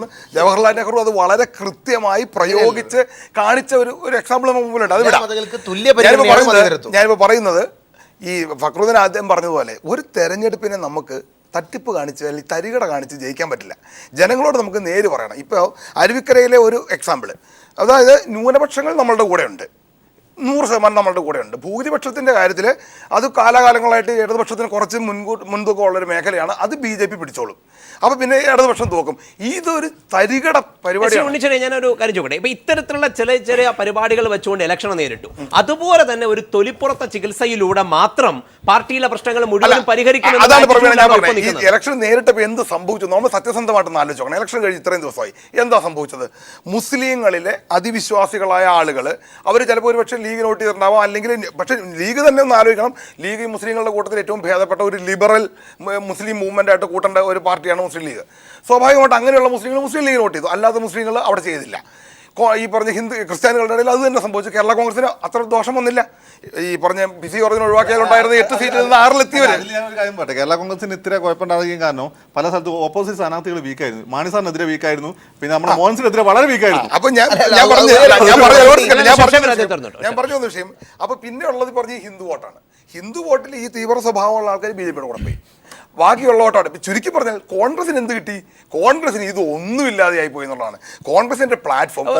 ഈ പറഞ്ഞ അതേ ആറ്റിറ്റ്യൂഡിലുള്ള സ്ട്രാറ്റജീസ് കൊണ്ട് തന്നെയാണോ ഇപ്പൊ പാർട്ടിയുടെ പ്രശ്നങ്ങളെയും ഒന്ന് സോൾവ് ചെയ്ത് പുതിയ മുഖം കൊടുക്കാൻ ശ്രമിക്കുന്നത്? തീർച്ചയായിട്ടും ഈ നേതാക്കന്മാർ മാറുന്നത് കൊണ്ട് കാര്യങ്ങളൊന്നും ഉണ്ടെന്ന് ഞാൻ വിചാരിക്കുന്നില്ല. പക്ഷെ ഇവർ പറയണം. ഇപ്പൊ രമേശ് ചെന്നിത്തല ഉറപ്പായിട്ട് ഞാൻ വിചാരിക്കുന്നത് അദ്ദേഹം സെക്യുലർ മുഖമുള്ള, ഇപ്പൊ സുകുമാരൻ നായർ താക്കോൽ സ്ഥാനം കൊടുക്കണമെന്ന് പറഞ്ഞതുകൊണ്ട് മാത്രമാണ് അദ്ദേഹത്തിന്റെ സെക്യുലറിസം ചോദ്യം ചെയ്യപ്പെട്ടത്. അല്ലെങ്കിൽ ഒരു സെക്യുലർ മുഖമുള്ള നേതാവ് തന്നെയാണ് രമേശ് ചെന്നിത്തല. ഉമ്മൻചാണ്ടി അത്ര സെക്യുലർ മുഖമുള്ള ഒരു നേതാവായിട്ട് എനിക്ക് തോന്നിയിട്ടില്ല. പക്ഷേ രമേശ് ചെന്നിത്തലയ്ക്ക് ആ മുഖമുണ്ട്. അല്ല, ഉമ്മൻചാണ്ടി സെക്യുലർ അല്ലെന്നാണോ? ഉമ്മൻചാണ്ടിക്ക് ആ സെക്യുലർ മുഖം കേരളത്തിലെ പൊതുസമൂഹത്തിന് മുമ്പിലില്ല. പക്ഷേ രമേശ് ചെന്നിത്തല വ്യക്തമായിട്ടും ആ സെക്യുലർ മുഖമുള്ള ഒരാളാണ്. അദ്ദേഹത്തെ പോലെ ഒരാൾക്ക് നല്ല സംഘടനാ പാഠമുള്ള ഒരാളാണ്. അദ്ദേഹം നേതൃത്വത്തിലേക്ക് വരുന്നത് ഉറപ്പായിട്ടും ഗുണം ചെയ്യും. പക്ഷേ ഞാൻ ഇപ്പോഴും പറയുന്നു, ഇത് ഈ ശ്രീ അജിത് കുമാർ പറഞ്ഞതുപോലെ ഇത് തൊലിപ്പുറത്ത് ചികിത്സയാണ്. രോഗം ഇതല്ല, രോഗം വേറെയാണ്. അല്ല, ആ രോഗം എനിക്ക് തോന്നുന്നു ശ്രീ പ്രവീൺ, അതായത് കോൺഗ്രസ് വളരെ ഇപ്പോൾ ഒരു നമ്മുടെ ഒരു ആത്മപരിശോധനയുടെ സമയമാണ്. നല്ലൊരു ഡിസെക്ഷൻ, വെറും സർജറി മാത്രം പോലും, സർജറി ഓഫ് ദി ബോഡി മാത്രം പോലും, സർജറി ഓഫ് ദി സൈക്കും കൂടെ നമ്മൾ ചെയ്യേണ്ട സമയം, മനസ്സും കൂടി നമ്മളൊന്ന് തുറന്ന് വിശാലമായിട്ടൊന്ന് ചിന്തിക്കേണ്ട സമയം. കോൺഗ്രസിന് അടിയന്തരമായിട്ട് വേണ്ട, പെട്ടെന്ന് ഞങ്ങൾ പറഞ്ഞു നിർത്തണം, സമയം തീരാറായെന്ന് തോന്നുന്നുള്ളൂ. ഒരു ശക്തമായ നിലപാടുകൾ എടുക്കേണ്ടതുണ്ട് കോൺഗ്രസ്. ഈ ജാതി മത വർഗീയ ന്യൂനപക്ഷ ഈ പ്രീണനങ്ങൾക്കൊക്കെ എതിരെ ഭൂരിപക്ഷ any kind of appeasement politics, whether of the majority of the minority, ഭൂരിപക്ഷ സമുദായത്തിനെയും ന്യൂനപക്ഷ സമുദായത്തിനെയൊക്കെ പ്രീതിപ്പെടുത്തുന്ന ആ ഒരു ഇത് ഇതുവരെ ഇഴഞ്ഞിരുന്നു. അല്ല ഞാൻ ഒരു കാര്യം അങ്ങനല്ല ഞാൻ ഒന്നുകൂടെ വ്യക്തമാക്കാം. ഇത്തവണ മെയ് 19-ാം തീയതി സെൻട്രൽ സ്റ്റേഡിയത്തിൽ നടന്ന വർണ്ണാഭമായ അല്ലെങ്കിൽ രക്താഭമായ മറ്റേ സത്യപ്രതിജ്ഞ ചടങ്ങുകൾ കഴിഞ്ഞ് മന്ത്രിമാർ ഇത്രയും പേര് വന്നില്ലേ? ഏതെങ്കിലും ജാതി മത സംഘടനകൾ പരാതിപ്പെട്ടോ ഞങ്ങൾക്ക് നാടൻ മഹാസഭയ്ക്ക് മന്ത്രിയെ കിട്ടിയില്ല, ഞങ്ങൾക്ക് പുലയ മഹാസഭയ്ക്ക് മന്ത്രിയെ കിട്ടിയില്ല, ഞങ്ങൾക്ക് ഓർത്തഡോക്സ് സഭയ്ക്ക് മന്ത്രിയെ കിട്ടിയില്ല, യാക്കോബ സഭയ്ക്ക് മന്ത്രിയെ കിട്ടിയില്ല, മർത്തോമ സഭയ്ക്ക് മന്ത്രിയില്ല, ജ്ഞാനായക്ക് മന്ത്രിയില്ല, NSSന് മന്ത്രിയില്ല, SNDPക്ക് മന്ത്രിയില്ല, മറ്റേ അവാന്തര വിഭാഗങ്ങൾക്ക് ആർക്കും മന്ത്രിയില്ല, അല്ലെങ്കിൽ ജമാഅത്തിനില്ല, അല്ലെങ്കിൽ സുന്നിക്കില്ല, ഷിയായിക്കില്ല എന്ന് ആരെങ്കിലും പരാതിപ്പെട്ടോ? ആർക്കും പരാതിയില്ല. ആ ഒരു വ്യത്യാസം ശ്രീ പ്രവീൺ ഇപ്പം ഞാൻ നിർത്തിയേക്കാം. ഒരു വർഗീയ മത അധിഷ്ഠിതമായ ഒരു സംഘടനയ്ക്കും പരാതിയില്ലല്ലോ, മന്ത്രിസഭയിൽ പ്രാതിനിധ്യം കിട്ടിയില്ലെന്നുള്ളത്. CPIയുടെയും CPMൻ്റെയും ജനതാദളിൻ്റെ ഒക്കെ മന്ത്രിമാർ വന്നപ്പോൾ ആർക്കും ഒരു പരാതി ഉണ്ടായില്ലല്ലോ. LDF വരുമ്പോൾ ആർക്കും ഒരു പരാതി, UDF വരുമ്പോൾ ഈ പറഞ്ഞ പോലെ ഞങ്ങളുടെ ശക്തി കൊണ്ടാണ് ഇന്ന മണ്ഡലങ്ങളിലൊക്കെ ഇന്നാരൊക്കെ ജയിച്ചത്, ഞങ്ങൾക്ക് അതുകൊണ്ട് ശക്തമായ പ്രാതിനിധ്യം വേണമെന്ന് ആവശ്യപ്പെടുന്ന ആ ഡിമാൻഡുകൾക്ക് വഴങ്ങുന്ന ആ ഒരു UDFൻ്റെ നിലപാട് ഇനി തുടരാൻ പാടില്ല. ഒന്ന്. രണ്ട് ഈ പറഞ്ഞ പോലെ കോൺഗ്രസ് പാർട്ടിക്കകത്ത് ശ്രീ ഫക്രുദ്ദീനൊക്കെ പറഞ്ഞ് ഞാൻ ഒരു പേര് ഇത് പറയേണ്ട കാര്യമില്ല. ഒരു മാറ്റിയ കുഴൽനാടൻ്റെ കാര്യം മാത്രമല്ല പറയുന്നത്. ഒരുപാട് പേര് പുതിയ തലമുറ കാത്തു നിൽക്കുന്നുണ്ട്. അവർക്കൊരു വഴി തുറന്നു കൊടുക്കണം. പുതുരക്തം ഇവിടെ ചർച്ചയ്ക്ക് വന്ന വിൻസെന്റ്, പുതുരക്തം ഇവിടെ സ്ഥിരം ചർച്ചയ്ക്ക് വന്നിട്ട് വിൻസെന്റ് നിർത്തിയ ഉടനെ ശ്രീ ഫക്രുദ്ദീൻ കൃത്യമായിട്ട് പറഞ്ഞു. ഈ പറഞ്ഞ കുഴൽനാടൻ്റെ ലേഖനത്തിലൊക്കെ കൃത്യമായിട്ട് നമ്മളതൊക്കെ വായിച്ചു. അതല്ല, ഈ ഒരു കാലഘട്ടത്തിൽ ഈ പറഞ്ഞ ഇപ്പോഴത്തെ 60-കളും 70-കളും നിൽക്കുന്ന കോൺഗ്രസിലെ നേതാക്കന്മാർ തിരുത്തൽ ശക്തികളായിട്ട് യൂത്തിൻ്റെയും പുതിയ ആൾക്കാർ കടന്നു വരാം. പുതുരക്തം ഇപ്പോൾ ഒരു ഏകദേശം ഒരു ക്ഷീണം സംഭവിച്ച ശരീരത്തിന് റിജുവനേറ്റ് ചെയ്യാൻ വേണ്ടി പുതുരക്തം കടത്തിവിടണം ബേസിക്കലി. എന്നാൽ കോൺഗ്രസ് വീണ്ടും ഇതിന്റെ ബേസിക് വേണ്ട ആറ്റിറ്റ്യൂഡ് മാറാന്നുള്ളത്. എന്തുകൊണ്ടാണ് ഈ UDF വരുമ്പോൾ സാമുദായിക സംഘടന അടികൂടുന്നത്? ഞങ്ങൾക്ക് വേണമെന്ന്. കാരണം അവരെ ഡിപ്പെൻഡ് ചെയ്താൽ നിങ്ങളുടെ സംഘടനാ സംവിധാനം താഴത്തായിട്ട് വർക്ക് ചെയ്യുന്നില്ല. 85 തൊട്ട് എനിക്കറിയാവുന്ന മലബാർ, എൻ്റെ നാട്ടിലെ കോൺഗ്രസ് എൻ്റെ വീട്ടിൽ കേന്ദ്രീകരിച്ചായിരുന്നു. 85 തൊട്ട് അങ്ങോട്ട് ഈ മലബാർ ഉൾപ്പെടെയുള്ള പ്രദേശങ്ങൾ, മലയാളം പ്രത്യേകിച്ചും ഈ പാർട്ടി ഗ്രാസ് റൂട്ടിൽ അവർ വർക്ക് ചെയ്യുന്നില്ല. ആ കുടുംബത്തിൽ വരുന്ന ആളുകൾ മുസ്ലിം കുടുംബത്തിനാണ് DYFIയിലേക്ക് പോകുന്നു, അതുപോലെ തന്നെ ഹിന്ദു കുടുംബത്തിൽ നിന്നാണ് അവർ RSSലേക്ക് പോകുന്നു. അതാണ് ഫാക്ടർ. അപ്പോൾ അതുകൊണ്ട് ഈ രക്തം കൊണ്ട് മാത്രം കാര്യമില്ല, ആറ്റിറ്റ്യൂഡ് മാറണം. കൂടുതൽ ഡെമോക്രറ്റിക് ആണ്. കഴിഞ്ഞ പാർലമെന്റ് ഇലക്ഷൻ നടക്കുമ്പോൾ ശ്രീ PT തോമസിന് ഇടുക്കി സീറ്റ് നിഷേധിക്കാനുള്ള കാരണം ഇടുക്കി ബിഷപ്പ് എതിർത്തതാണ്. അന്ന് ശ്രീ PT തോമസ് പറഞ്ഞൊരു കാര്യമുണ്ട്, ഈ കോൺഗ്രസിന്റെ സ്ഥാനാർത്ഥികൾ ആരാണെന്നൊക്കെ KPCC തീരുമാനിച്ചോളും, ഇല്ലെങ്കിൽ ബിഷപ്പ് ആരാണെന്ന് ഞങ്ങൾ തീരുമാനിക്കാം, നിങ്ങൾ സമ്മതിക്കുമെന്ന്. ഇതുവരെ സമ്മതിക്കുമോ?